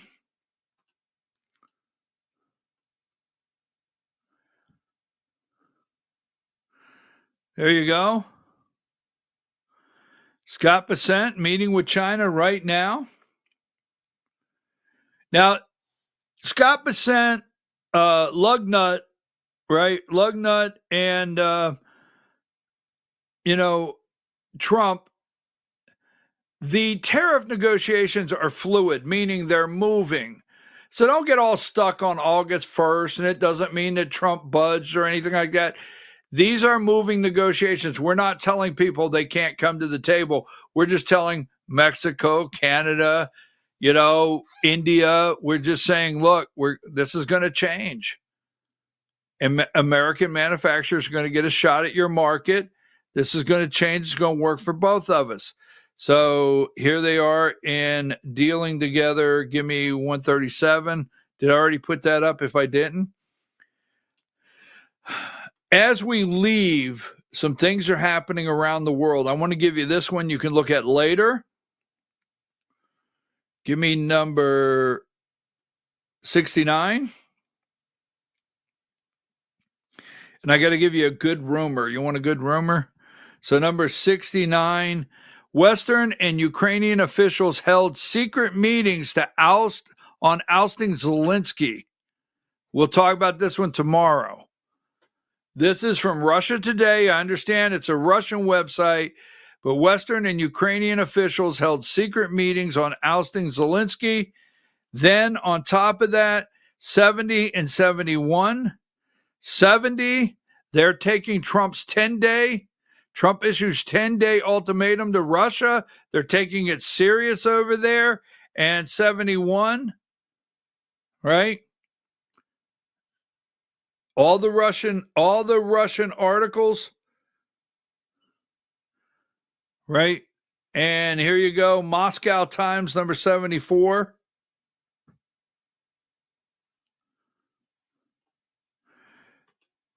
'73, Rocket Man said, as long as you don't talk about nukes or denuclearization, we maybe could be friends as long as you don't bring up nukes. And then this one right here, last but not least, where is it at? I just had it. It's got to go up there.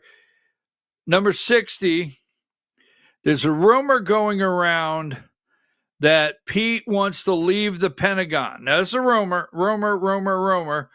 Considering shock career move and defense chief remains under fire over multiple scandals. This is a rumor that he's under so much pressure at the Pentagon, and they're trying to find an exit rumor strategy for Pete. And it's been talked about he may run for governor of Tennessee. I'll be back in 5 minutes with the Georgia Hour and an encore of a Shikun. 5 minutes.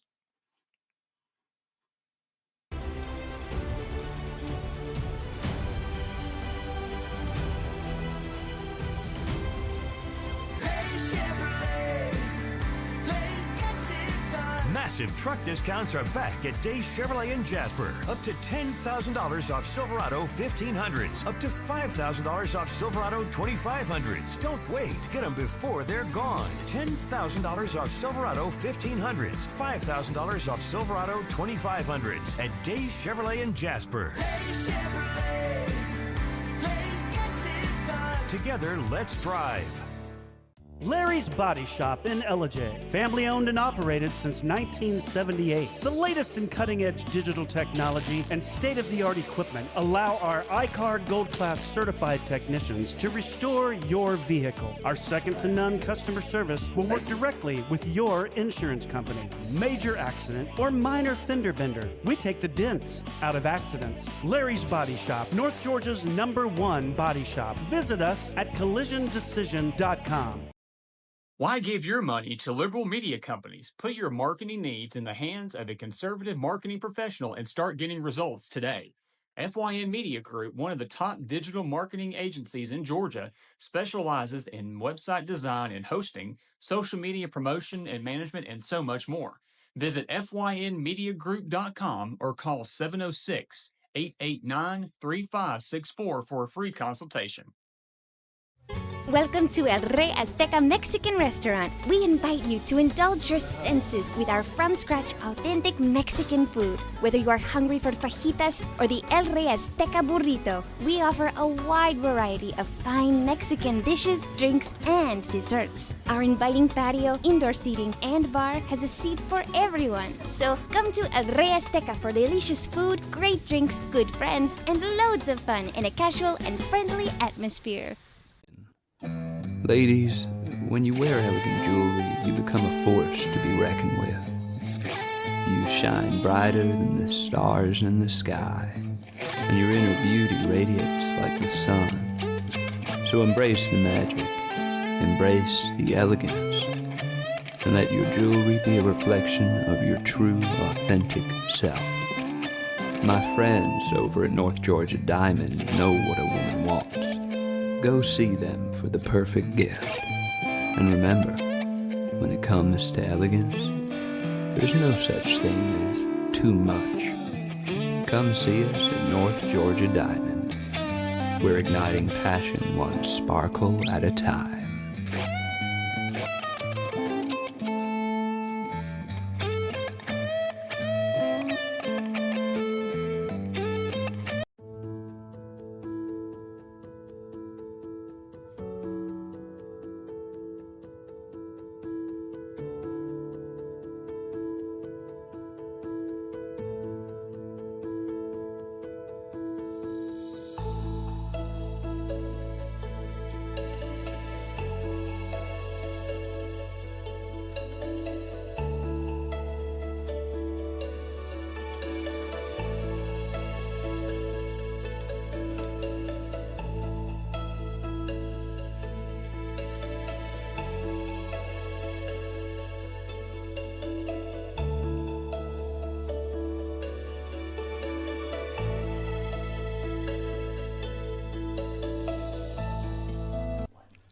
In 1981, Reed Nicholson began selling tires out of an old barn in Mineral Bluff. Little did he know that he had just laid the groundwork for the most trusted names in automotive services in the Blue Ridge area. In 1997, Nicholson Tire Center became what it is today, holding the same values of faith, family, and great customer service. 2 locations to serve you, and the Blue Ridge location is currently expanding to offer fast service and the largest U-Haul provider in Georgia. Nicholson Tire Center, Blue Ridge, and Mineral Bluff. This is a special report. Knowing how to invest your money is harder than ever before. Dealing with stock market volatility, record debt, and terrorist attacks requires new thinking. At U.S. Asset Management, we can help you see the world more clearly so that you can move beyond the chaos and invest with confidence. Call us, visit us online, or drop by our office. U.S. Asset Management, helping you make better decisions with your money. Mesquite Grill, now offering online ordering for your convenience. Check out our new website at mesquitegrillbr.com. That's mesquitegrillbr.com.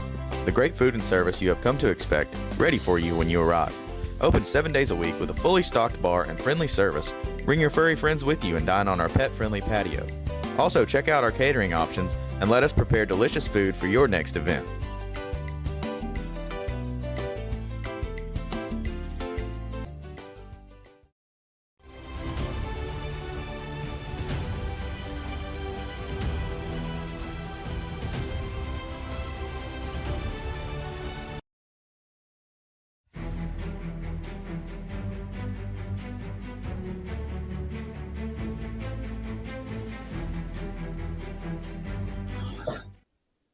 All right, folks, we're back. I'm your host, BKP. You're watching Diane, that's twice this week.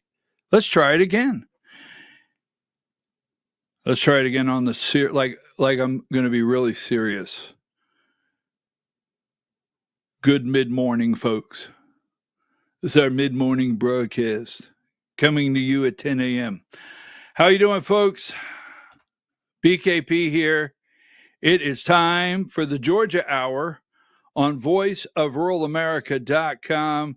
July 30th, 2025. We bring you fact, stranger than fiction. Can't make this up. What the hell's wrong with these damn people? Just saying. That would be Georgia. Now, I want to roll through something. We're going to get to Derek Dooley, his brother, Derek Dooley's brother, the friendship with the Kemps. You get me information. You're working on it. You are the research department out there.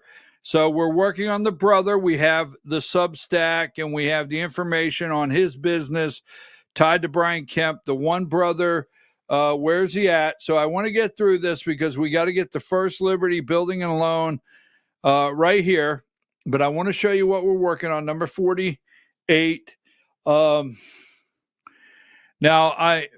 in politics, so the company was founded by Daniel Dooley, son of legendary UGA football coach Vince Dooley. All right. He's the brother of candidate Derek Dooley. So I need Daniel Dooley, former roommate, UGA with Brian Kemp. Big family thing. So as soon as Derek Dooley announces, number 43, that he's running for U.S. Senate against Mike Collins, I can't vote for the guy for multiple reasons, and I'll give those to you, all right? But I can't vote for the guy for multiple reasons. One is he wore orange for a long time. I just can't bring myself to do it. He wore orange for a long time. That being said, so why would Brian Kemp go against Donald J. Trump, number 45? Excuse the way I put this out. Piss everybody off. I'm just saying. Because the divide has clearly come into play, right? Why would he do that? Give me number 102. Why? There was a deal. Okay? Remember the handshake at Valdosta before the election?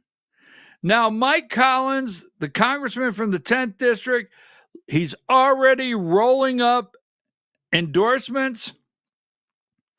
Now, he is quickly rolling up endorsements. Every time someone comes out and endorses Mike Collins is a pushback to Governor Brian Kemp. Don't forget, Brian Kemp called Mike Collins and Buddy Carter and said, I'm not going to support you. I'm not going to endorse you. I'm not going to get behind your campaign, right? Buddy Carter said, hey, we don't let politicians pick our candidates. We let the voters pick. But Mike Collins, he's got a little, he can have a little, there's a little bit of,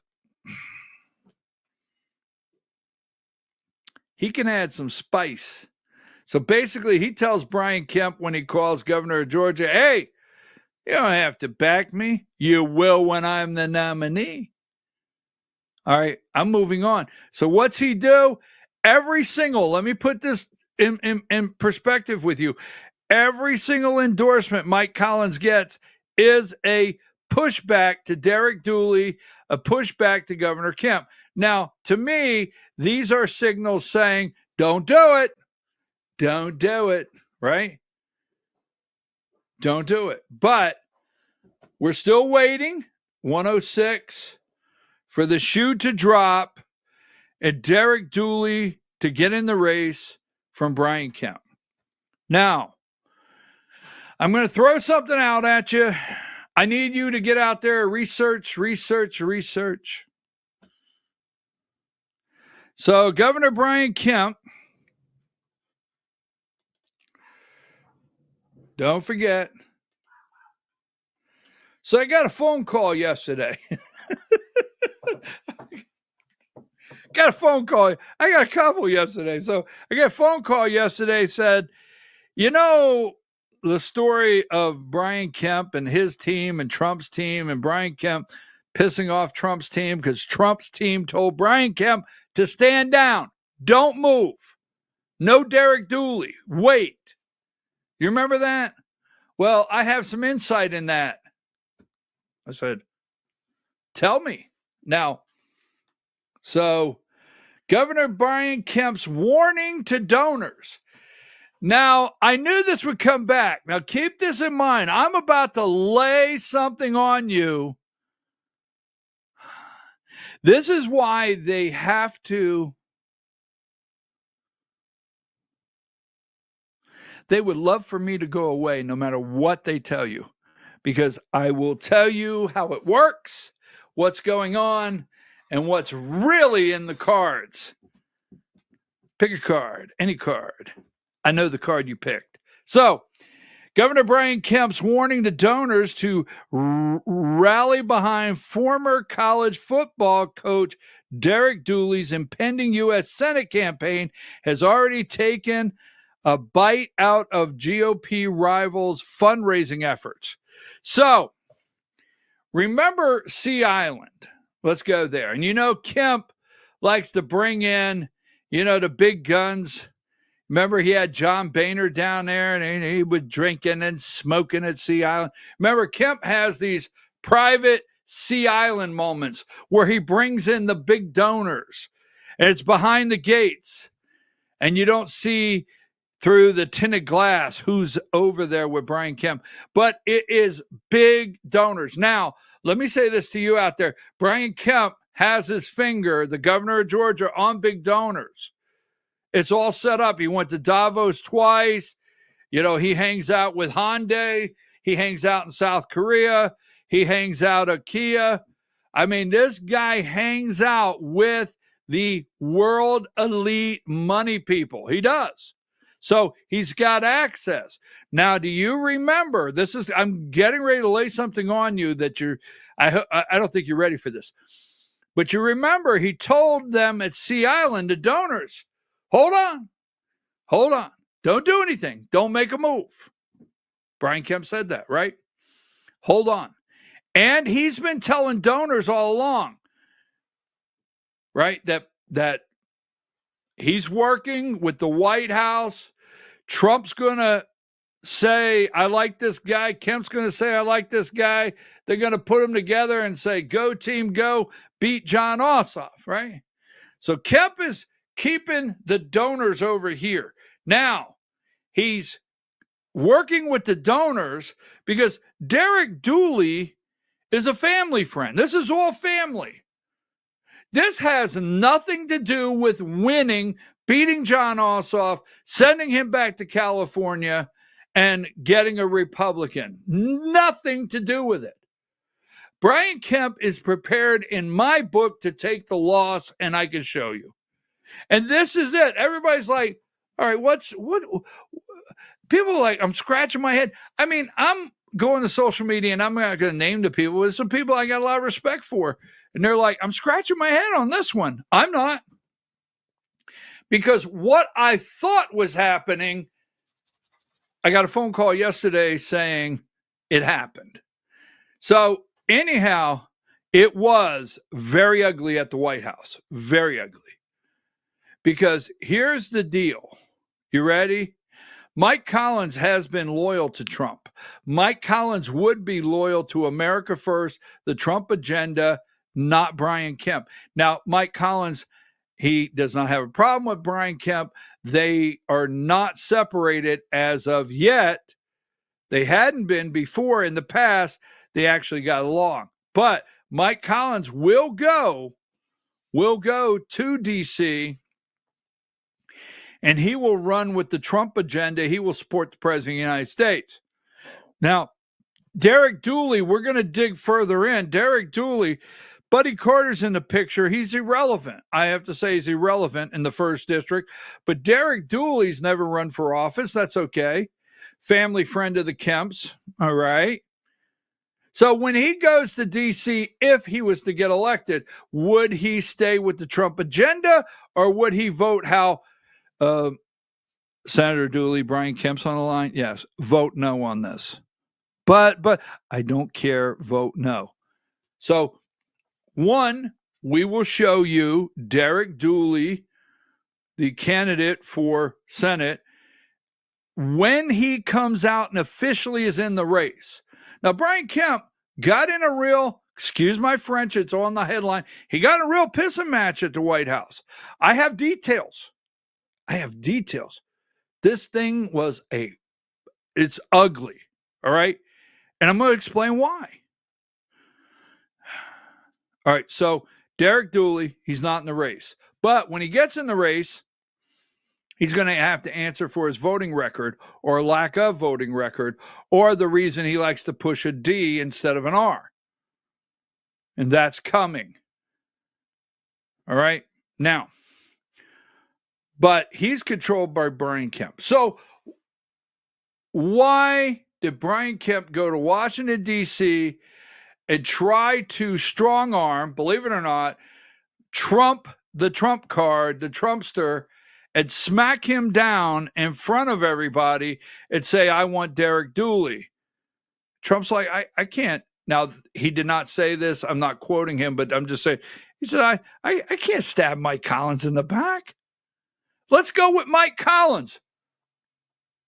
Trump's like, to Brian Kemp, let's go with Mike Collins. You like him? Everybody thought Kemp liked Mike Collins. I can't figure this out. I'm going to answer all this. I can't figure this out. I thought Kemp and Mike Collins were friends. Right? That's what I thought. I don't understand it. Brian, why can't we go together with Mike Collins? You like him. I like him. He likes the Trump agenda. He's a Georgia guy. He's not going to badmouth you. He's not going to badmouth me. We got our candidate that we agreed on. What's wrong? Brian Kemp stood his ground. Said, hell no, I'll not back Mike Collins. I don't care who you think you are, Donald. That's not what he said. I'm just giving you a little insight. Oh, it was ugly. So Kemp comes home. Bada bing, bada boom. I'm just going to throw this out there. I hear Nick Saban. Now, see, Nick Saban, Alabama Jones, Nick Saban, he has a home right up here in Lake Burton. Guess who else has a home in Rabun County? Guess who else has a home in Rabun County? Derek Dooley. So he does have a residence here, and his wife is a physician, and they do have a residence. Where? Rabun County. Nick Saban, Rabun County, Lake Burton, right up the road. Now, moving right along, I hear there's a little, I had my glass to the wall when I was listening in the other room that Nick Saban made a phone call to Donald Trump, asking Donald Trump to support Derek Dooley and get behind him. It's just out there. You tell me, right? So, moving right along, did that happen? Question mark. Inquiring minds. So, Kemp's really pushing this guy. He comes home. He's all mad at Trump. Trump's mad at him. It's ugly. It's nasty. Trump's not going to turn on Mike Collins. Now, I don't know if Trump is going to endorse Mike Collins. It hasn't been said yet, but he's not turning on him. Kemp comes home. Hey, I don't care what Trump says. And he calls Collins. Buddy Carter says, I'm not supporting you, period. So Derek Dooley's not in the race. So now this is what I'm wondering. Give me 111. It's been a little while since we talked about Marty and the girls. So I do know this, not to waste time, because I got to talk about MTG, and we got to get into the first. We have, and actually another segment on First Liberty building and loan disaster, and then we have a nice little story moving over in Gwinnett County, Georgia GOP. So we're going to get there today before we close. So let's get to Marty and the girls. Now, I do know this. Nathan Deal modeled this a long time ago. All right. A long time ago. Those are my dogs in the background. Maybe the garbage man is here. It's Wednesday. But Nathan Deal modeled this a long time ago. He had control over the donors, and the donors would funnel the money, and it would be handled by a Nathan Deal family member. Let's put it that way. So my question to you, and I want to put this out there and you come back to me. I have been told, and I'm not really holding it back, I'm just trying to get that confirmation, so help me. So you do know that this Senate race, they're talking about Ossoff and whoever the Republican is being a $500 million race. A $500 million race. You do know that, right? It could set records way over $500 million. This is where campaign finance, we'll talk about that on a different day. This is a business. Politics is a business. It's not about winning and losing anymore. No longer winning and losing. It's a business. So my dogs are barking, and I don't know what's happening, so I can't take a break, so we're going to have to power through. But we got, must be a truck outside or something. But we got Brian Kemp and Marty Kemp and the girls. So what if Brian Kemp told the donors to stand down, and Brian Kemp, let's just say, for question mark here, let's just say one of the girls, one of Brian Kemp, Marty, and the girls, one of the girls is involved in the campaign finance arm. I mean, the campaign donor segment. What if one of the girls handles campaign donations, right? I don't know. Let's question mark. Let's say there's a business out there that one of the girls works in. So let's say, for example, question mark, because you're scratching your head. Why Dooley, right? Why someone they can control? Why a family friend? What is really going on here? Brian Kemp can't think that Dooley could just win and then, beat John Ossoff in the most expensive Senate race in the United States straight out of the box. He can't think that. But what if $100 million went through a donation arm that he has created? Maybe, question mark, one of his daughters is running, and they get about 10% of the donations, and the Kemp family, one of the daughters, question mark, ends up out of $100 million with $10 million of it. What if it's a profit thing? And one of question mark, the Kemp family members out of $100 million of donors, because Kemp's held the donors on the side. He has been controlling those donors. Hang on. You put your money here, we'll wash it. We get 10%. The rest of it will go in. So 90 million will go in. 10 million will go to question mark, maybe one of my family members. Does that answer anything for you of why maybe this guy is pushing Derek Dooley? There's always Marty and the girls. I'm just saying, watch out, stay tuned, more to come. You start researching that and let me know. We'll get back to it. I'm just telling you. All right, so Marjorie Taylor Greene said, hey, 104, I'm not running. I'm out. Now, I should probably hold some of this because I got to get to the First Liberty in the Gwinnett County. but I should probably hold some of this. How Marjorie Taylor Greene may impact governor's race without running. Now, yesterday she came out. Remember when she said, I'm not running for Senate? Right? Remember that? She said, I'm not running for Senate. And, okay. And she gave all the reasons. Then she laid all the groundwork to run for governor. And I'm going to sit here today and say that she put out this long statement. I'll dig into it tomorrow with you. But she put out this long statement. She's not going to run for governor. It's a boys' club. She will run at a later time if she decides, but it won't be 2026. Boom, boom, boom. Let me tell you what happened here and why Marjorie Taylor Greene is not running for governor in BKP's assessment of this, reading all the tea leaves. A, Burt Jones went to Donald Trump because she gave a I'm running for governor speech at the convention. She didn't say she was. Everybody started looking at each other. Is she running for governor? She's made I'm running for governor comments everywhere to see how people receive her, right? So she is the one that came out first. She is the first one to come out and say, let me tell you how it works. She came out first and said, I am tired of my neighbors to the south, Florida, and my neighbors to the north of the 14th district, Tennessee, not having a state income tax, and Georgia has a state income tax. We need to get rid of the state income tax. So she floated that out. After she floated it out, she did polling. How did that play? Could that be a campaign issue strong enough? And who grabbed it?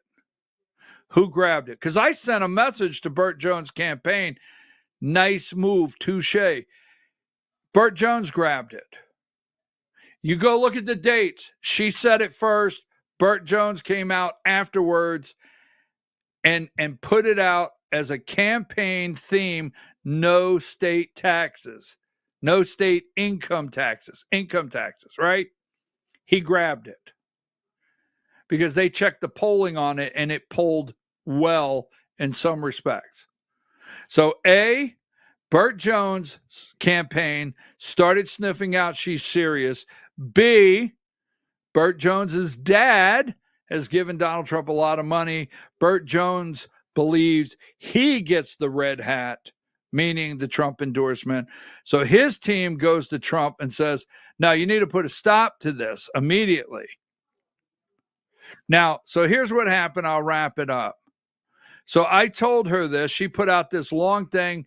She said polling didn't matter. She would win. She just is not going to run. So the truth of the matter is she can't win a statewide election. It was proved in the Senate polling, the internal polling for governor. She cannot win. She could possibly win the nomination, but she cannot win the race. That is a done deal. Second, Burt Jones put the block, in my opinion, on the red hat. She's not going to get Trump's endorsement. Burt Jones is going to get Trump's endorsement. All right. So she's out. She wanted to be governor. She wanted to run. She wants out. She thinks, Marjorie Taylor Greene thinks she has come into full circle as a congresswoman in the 14th district. She really does. She thinks she's done it all. It's time for her to be queen bee in the Senate or the queen of the Capitol. But she's out, and we know why she's out. So we don't know who's going to come in. Now, one more thing so we can get the First Liberty. Let me make sure I have, there was one more thing on Georgia before I get the First Liberty. Oh, where is it at? One more thing on Georgia. I will get to it really soon here because I want to get to the First Liberty in Gwinnett. Number 68, Marjorie Taylor Greene says she will not run. So the 10th district over here, Marjorie Taylor Greene opts out of 2026 governor race.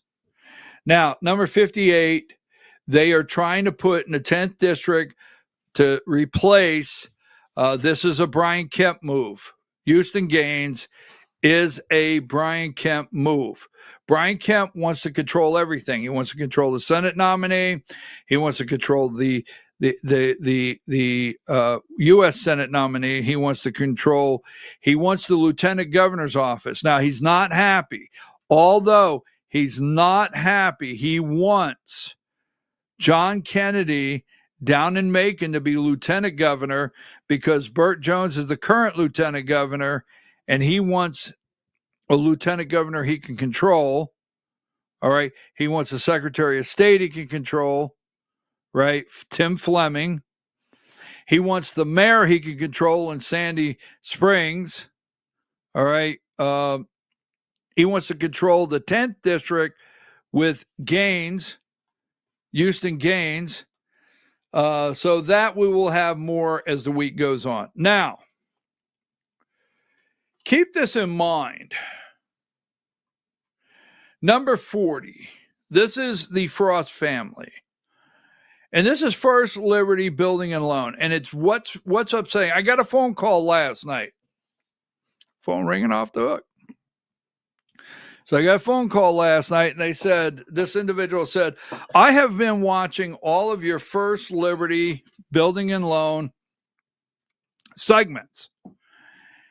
And you've touched on this. You've said this in the past. But I don't think you have enough focus on a certain area. I was like, okay, tell me. Because outside looking in, I've always respected outside looking in. You're out there, tell me. So this individual said, you need to highlight a little more.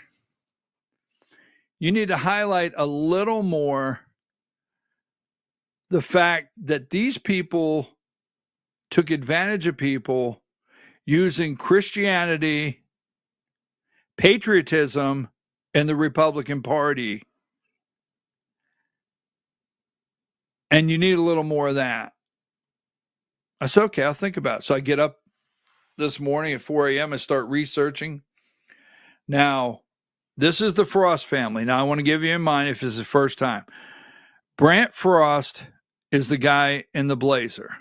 The albino rhino. On the far end is that's Brant Frost V.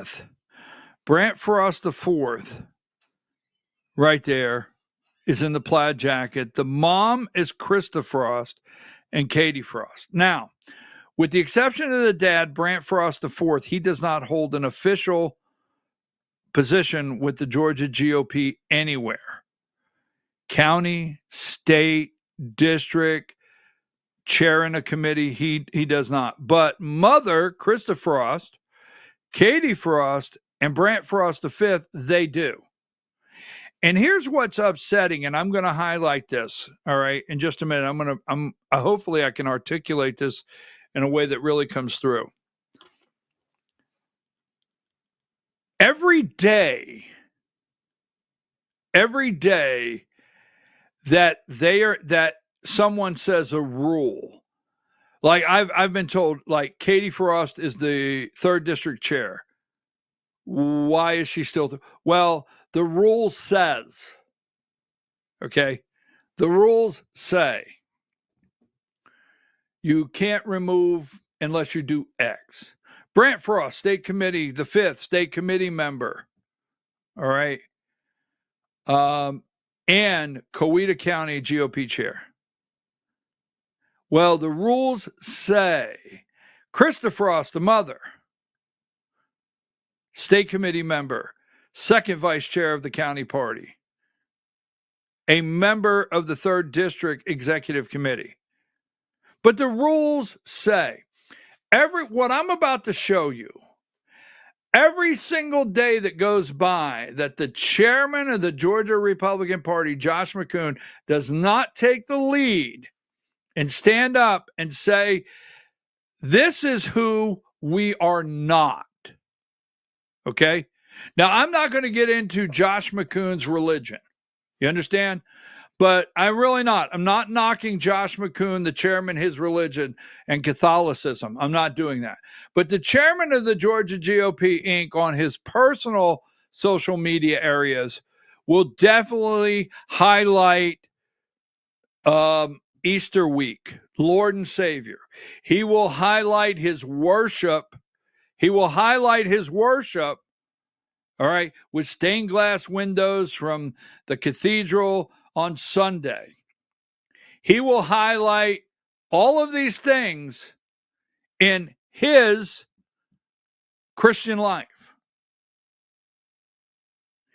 He, of all people, okay, then he will live and die his Republican, right? Republican and patriotism. Of all people, the chairman of the Georgia Republican Party should come out immediately, forget all the rules, and say publicly, this is not who we are as a party, and I'm going to explain this in just a minute. This is not who we are. This is not acceptable. The courts will bear out any involvement. The courts will bear out Krista Frost, Katie Frost, and Brant Frost's fifth involvement in the Frost family business. It is a Frost family business, okay? None of them have, everybody here, unless you can tell me, if you know out there of anyone in this picture that has held a job, holds a job, or has been employed and gets any of their income in any other way than the Frost corrupt Ponzi scheme crooked empire. Can you? Any of these kids been the cashier at the local grocery store? I'll take that. So the Georgia Republican Party chairman, Josh McCoon, should come out immediately and say, this is not who we are. The courts will bear out who's involved. The courts will bear out, the investigations will bear out the penalties, whether it be prison, whether it be civil, whatever.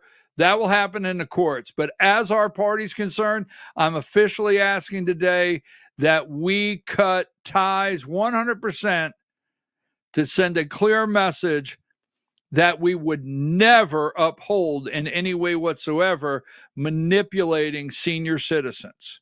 All right? Now I'm going to get to this. So, first of all, you've got the Frost family. We know that.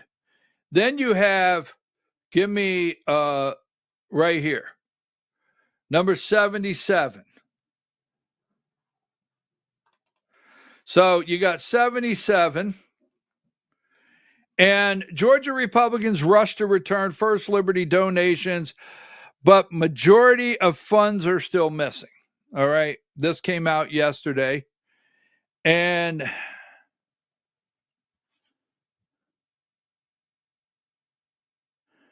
number 78. First Liberty targeted right-wing Christian groups. Now, listen to the sentence. They targeted right-wing, patriotic, Republican, pro-life, right-wing. Why'd you go back to that? 78. Oh, thank you, Diane. Thank you. I know why you did. They targeted right-wing Christian groups. All right. And its now defunct website touted efforts to fund food pantries, crisis intervention programs, middle school boys, and good works. At First Liberty Building and Loan, we believe that charitable giving is the fundamental part of our responsibility as authentic followers in Christ. By choosing us for your financial needs, you can rest assured that we prioritize giving back to the community. We support charities and organizations that align with our values, and we are committed to making positive impact in the lives of those less fortunate to us. So here's the evil. This is the evil, okay?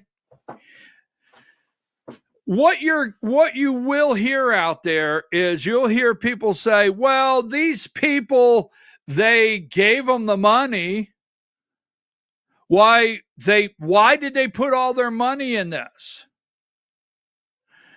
These people preyed on Christian, trusting that they are Christians. They prayed, they looked, they surveyed out. They went through the voter list. Yes, they did. They went through voter lists. They found Republicans. They went into church communities.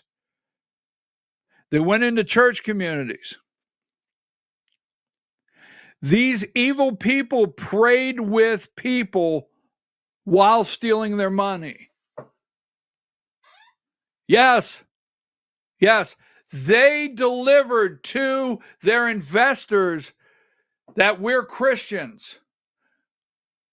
When they asked you to invest because you're Republican, you vote Republican, you're a patriot, the patriot economy, you listen to Eric Erickson, you listen to John Fredericks, you listen to Hugh Hewitt, you have friends in the Republican Party, you are members of the Republican Party. Why? Because you're fighting the swamp.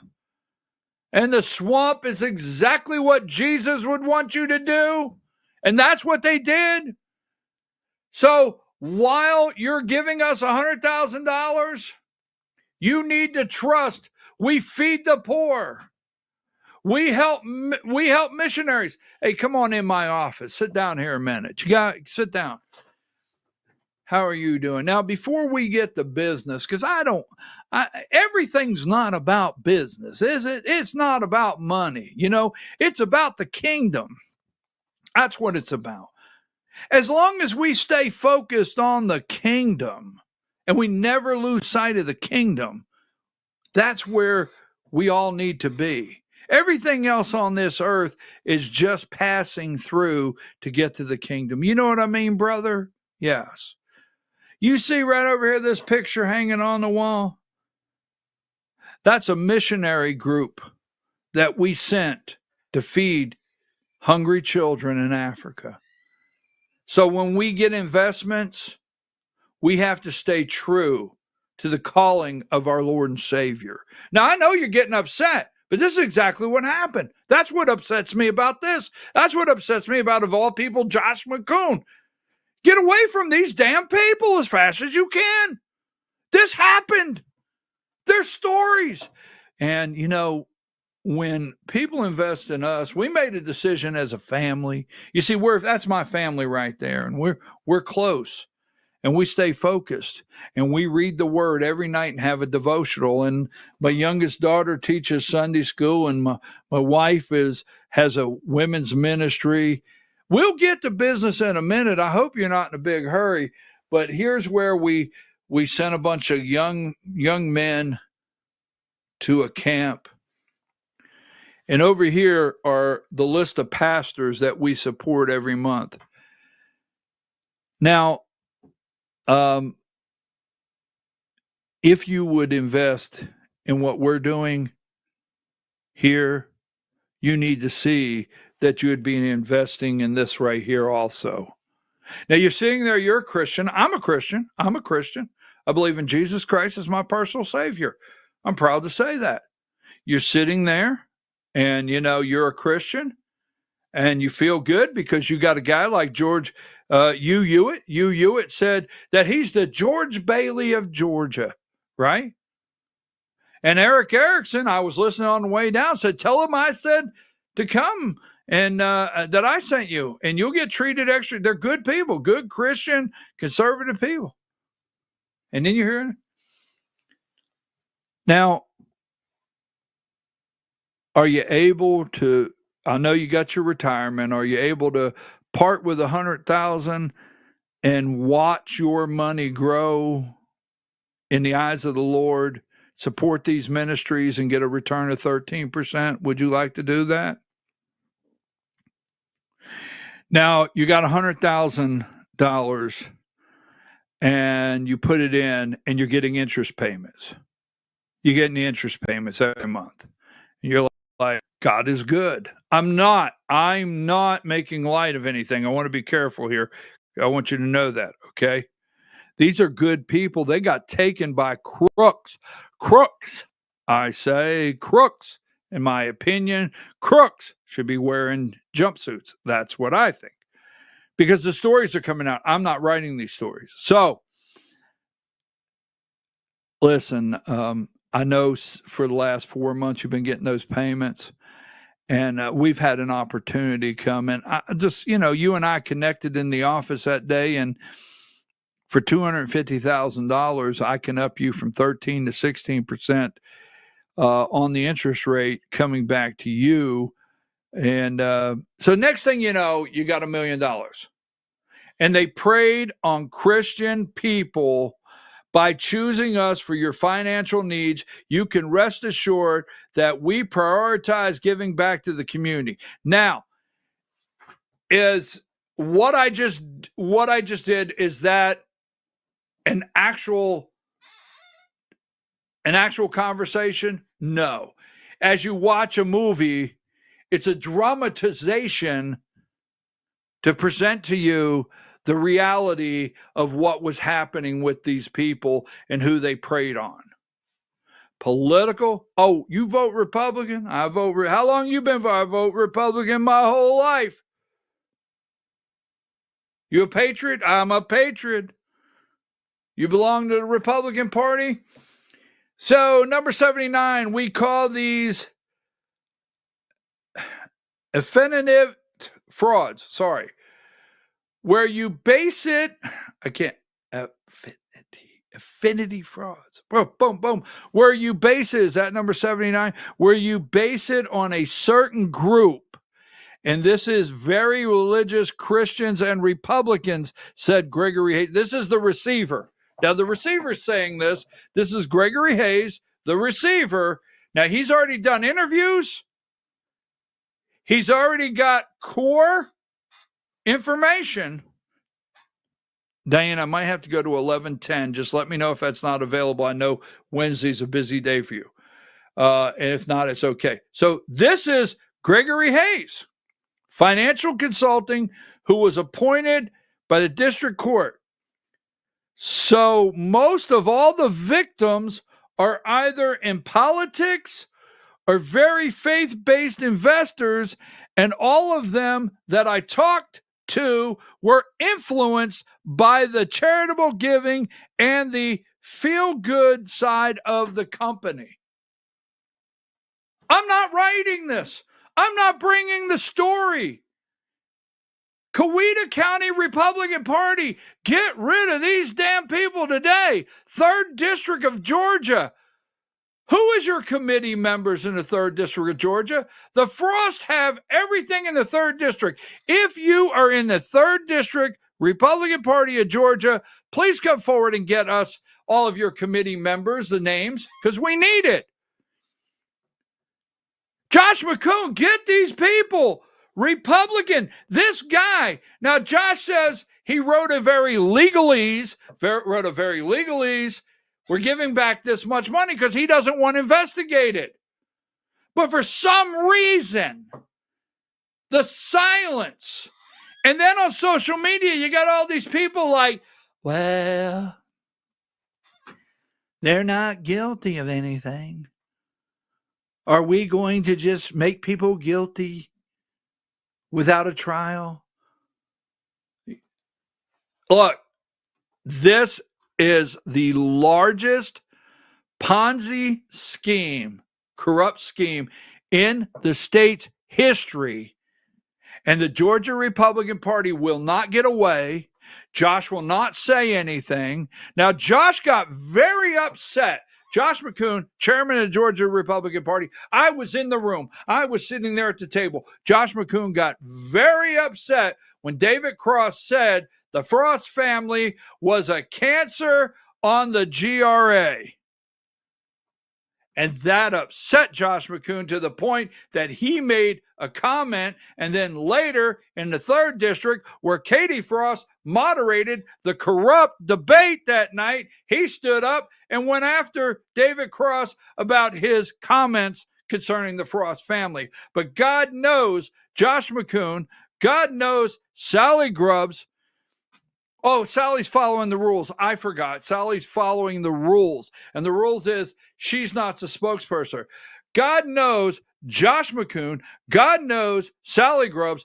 God knows not one state elected official in the Georgia Republican Party has had the balls, I'm sorry, the gonads, the whatever you need to take to say, they preyed on senior citizens and stole their money. Get them the hell away from us. Not one. Not one. Not one single person. Now, this gets worse. I'm not finished. This is where they base it on certain groups. This is very religious Christians and Republicans. You see, the receiver is telling you that he sees the laid out plan. He sees where there was a focus. Now, this is the federal SEC. This is not Brad Raffensperger and the Secretary of State. He is already able to determine that there was a manipulation, a game plan to go and pretend to be Christians, pretend to be God-loving, pretend to be great Republican patriots that wouldn't steal from senior citizens and push grandma over the cliff in a wheelchair, but these damn people did. Pushed them right over the cliff. He's already painted this picture. You pay attention, not Brian Pritchard. All right? Oh, you think? So, now, I'm not going to go any further with this because I want to leave this alone. I've got 2 more stories I have to get to. I got 9 minutes. Now, here's a problem, and I want to caution you on something. We have the silence. We have the silence on Greg Dolezal, totally silent. We got silence on other groups. We got silence from people. We'll talk about their deafening silence. There should be politicians all across the state saying, Republicans don't act like this. Republicans will not accept this, right? Nothing. Starting Georgia GOP Inc., right? The corruption inside there. I think there should be a full forensic audit. I have been told and argued with over and over. I believe every single day there more and more there's a call for a forensic audit of the Georgia GOP Inc. Now, moving along, right? There's a problem out there. These people sent a lot of money. Now, you know that Alabama, the state of Alabama, has opened an investigation of their own. We know the FBI has an investigation. They have to because it's crossed state lines. The Georgia Secretary of State has an investigation. They're even investigating Heartland Investments or whatever, Brant Frost V, new company that he opened July 3rd. These people are unreal, okay? So we know that's happening. We know the SEC is investigating. We know David Scott, the congressman in Georgia, Democrat congressman, has written a letter wanting further investigation and answers to questions. We know the nightly news every single day. There's news stories every day coming out. We know that. But the silence is complicit of the people that will not come out, condemn this, and say, this is not who Republicans are. I mean, wouldn't you like for Republicans, not all, you can be what you want, but as a Christian looking at you at the camera, as a Christian that believes in Jesus Christ as his personal Savior, as a pro-life Christian, as a conservative, as a patriot that loves his country, as a damn good Republican, for what you people think, my God, I'm one of the best damn Republicans in the whole damn state. I'm in the top 10 of the best damn Republicans in the whole damn state. I could have held that back. Anyhow, moving right along.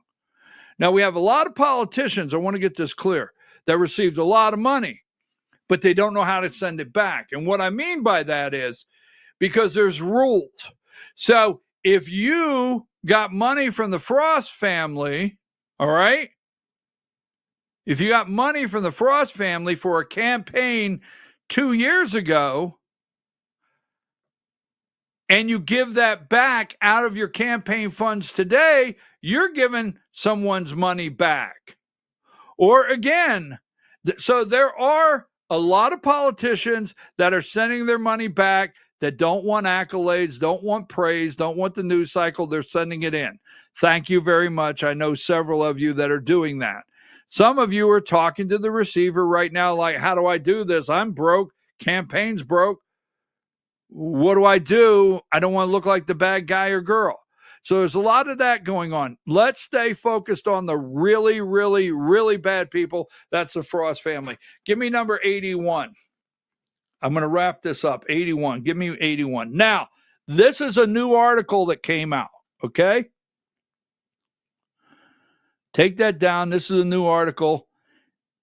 Head investigator says First Liberty victims put everything into investments tied to Ponzi scheme. Now, Diane, were you able to get video one? Were you able to get it to play and load?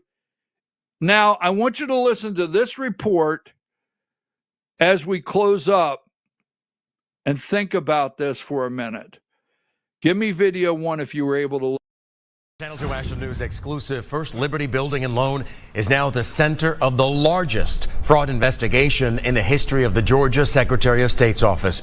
We spoke exclusively with the head of that investigation, who believes there are many more victims of this alleged Ponzi scheme. Channel 2's Richard Elliott live now at the state capitol, where Richard, the head of the state securities division, is asking potential victims to simply just come forward.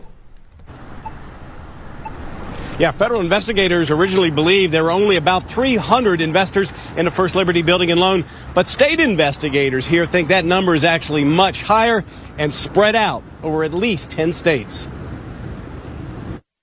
When the people invested in this, they didn't just take a portion of their assets or their life savings to put there. They put everything there. We sat down exclusively with Nola Zaharis, the head of the Secretary of State Office's investigation into First Liberty Building and Loan and its founder, Brant Frost IV.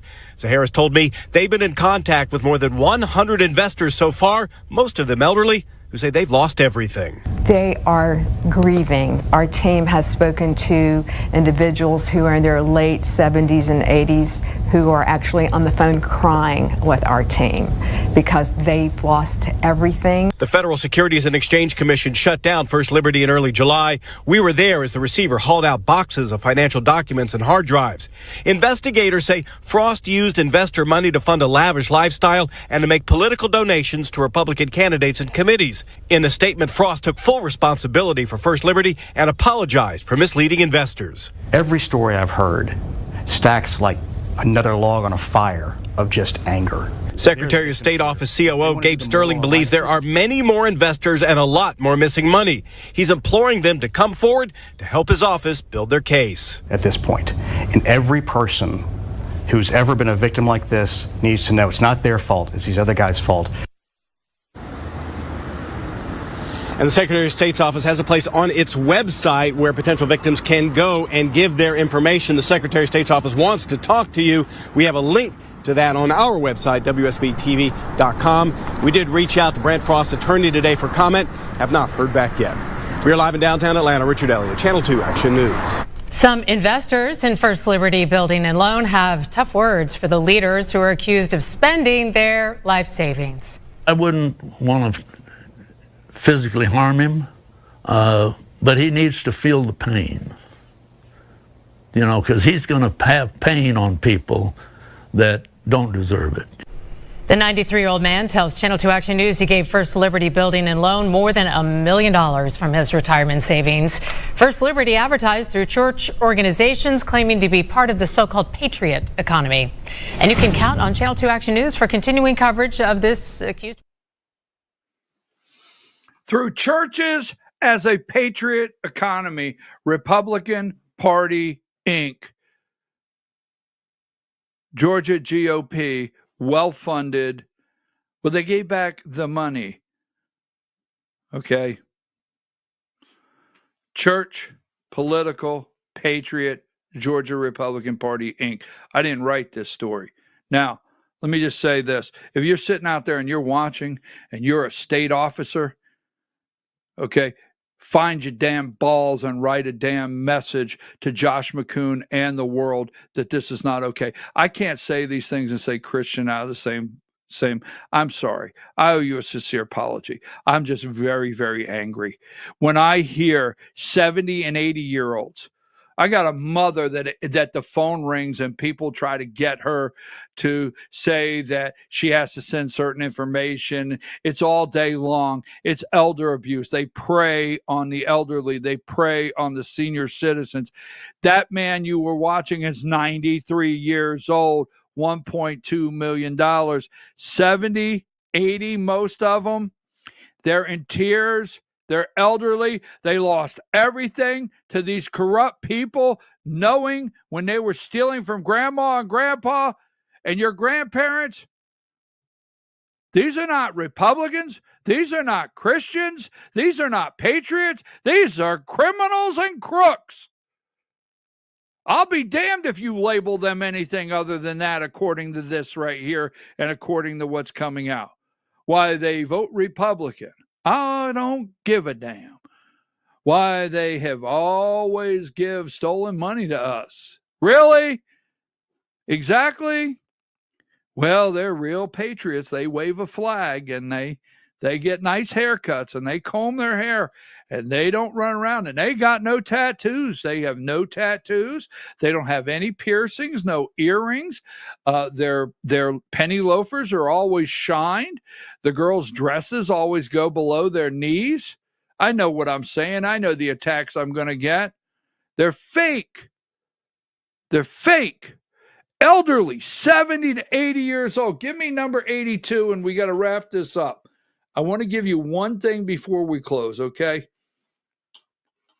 Now, because I'm going to show you, the only reason I'm going to do my next story, it's about 6 minutes long. I'm going to lay some groundwork for it. The only reason I'm going to do my next story is I'm going to show you how they come together to support their own, cover for their own, because it's about the party and not doing the right thing. So, federal investigators. Now, let me say this. Largest fraud in the investigation in the history of the state of Georgia. Initially, 300, and they think now that number pales in comparison. 10 states. Well, let me tell you something. That's mail fraud, FBI, 10 states, and the state of Alabama has their own investigation, but it crossed, as they're seeing so far, 10 states.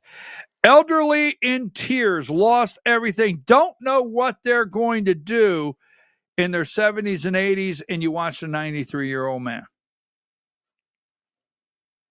But yet, this morning, Brant Frost V, can you find their picture? I apologize. Can you find their picture? Okay. Now, right there. Brant Frost V in the black blazer, the albino rhino. He is the chairman of the Coweta County Republican Party. He is also a member of the Georgia Republican Party State Committee. So the state of Georgia Republican Party has some authorities where this guy's concerned. All right.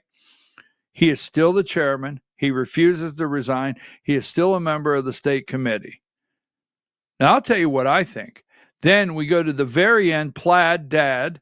Plaid Dad is not an officer, but right next to him is Susie Homemaker, Krista Frost, who made all these donations out of the cookie jar and the family grocery money. And Krista Frost next to Plaid Dad, she is the second vice chair of the Coweta County Republican Party. She's an officer in the 3rd District Republican Party, and she's a state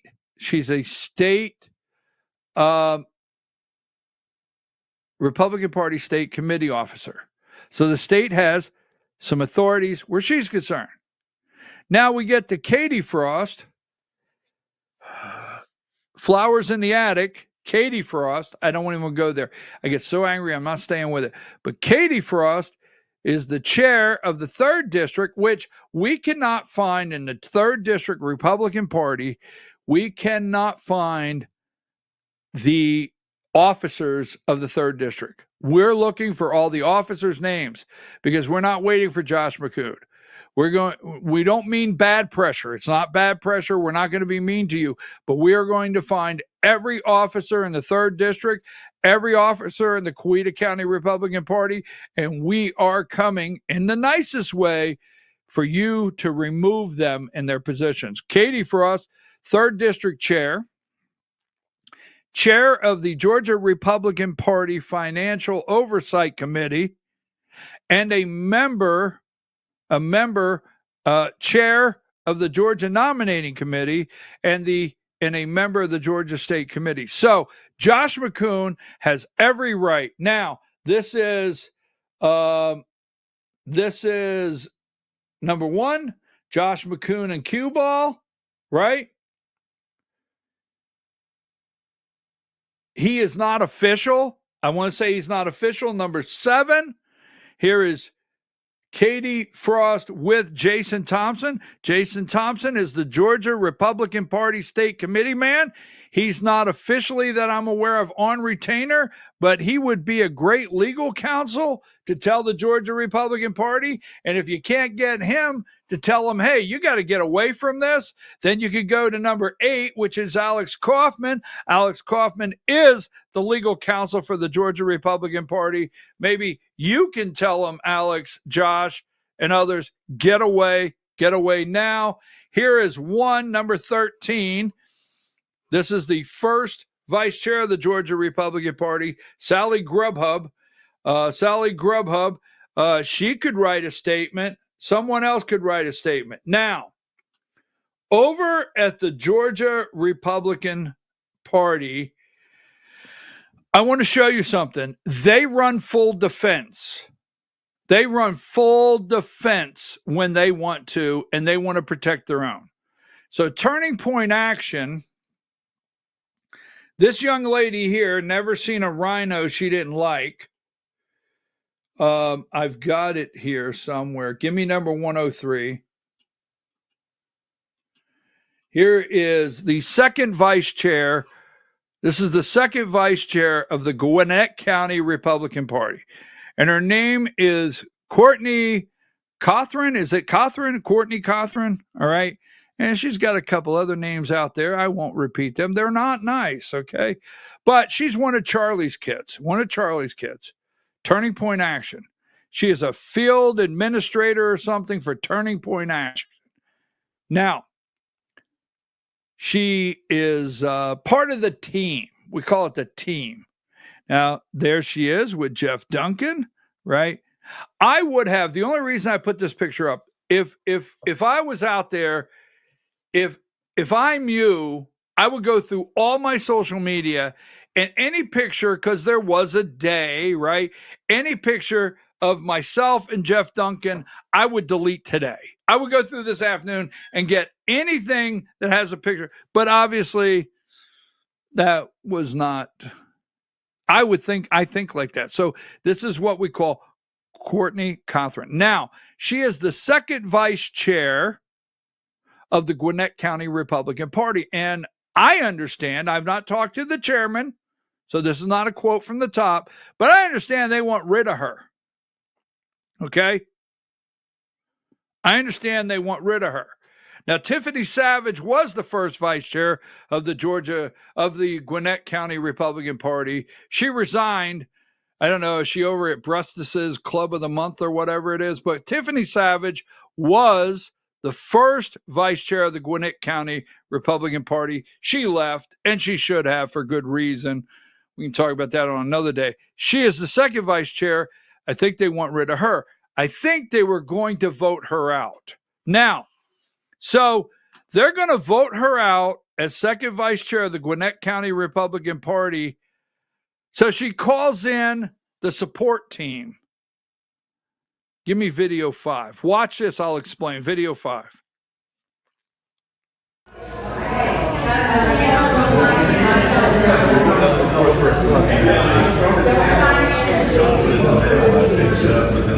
Courtney and Travis. So Courtney catches them videoing and says, look right over there. So Courtney calls in Sally Grubbs, right? Gwinnett County. She calls in Sally Grubbs. She calls in Q Ball from DeKalb County, right? She calls in Kathy Statham. That looked like Kathy Statham. She calls in a whole list to come help protect her from the Gwinnett County Republican Party that they were going to vote her out. Now, they'll spend more time trying to protect Charlie's kids than protect senior citizens or come out and say, this is not acceptable and clear house with the Frost family. Now, I'm going to get attacked for that. That's the way I see it, right? Now, remember we had the she-coons. Do you remember the she-coons back in the day, right? And what a she-coon is, a she-coon is someone that meets Josh McCoon, goes in for the transformation, and comes out a she-coon where no matter what happens, they support the underground private world of darkness called the Georgia Republican Party, Inc. So number 9, she was, this is an encore performance. We have, there she is, Courtney. She's the second vice chair of the Gwinnett GOP. She's one of Charlie's kids. She goes for initiation, and she comes out 110, fully transformed into a she-coon. Yes, one of Charlie's kids. Gwinnett County Republican Party would like to remove her as second vice chair. Sally Grubhub, the cue ball, Kathy Statham, the list goes on. Just saying.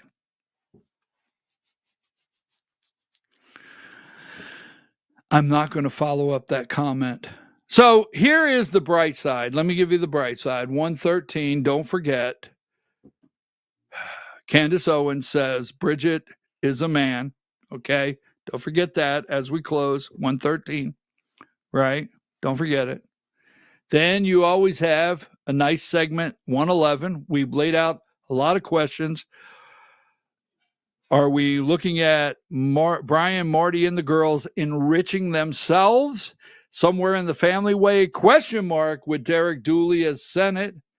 And, hey, 114, Ted Lasso is coming back for season 4. And if you need a witness to the crime, 115, there's your witness right there. Seen it all. I'll be back tomorrow morning, 8 a.m. Thank you, Diane, very much. I appreciate you.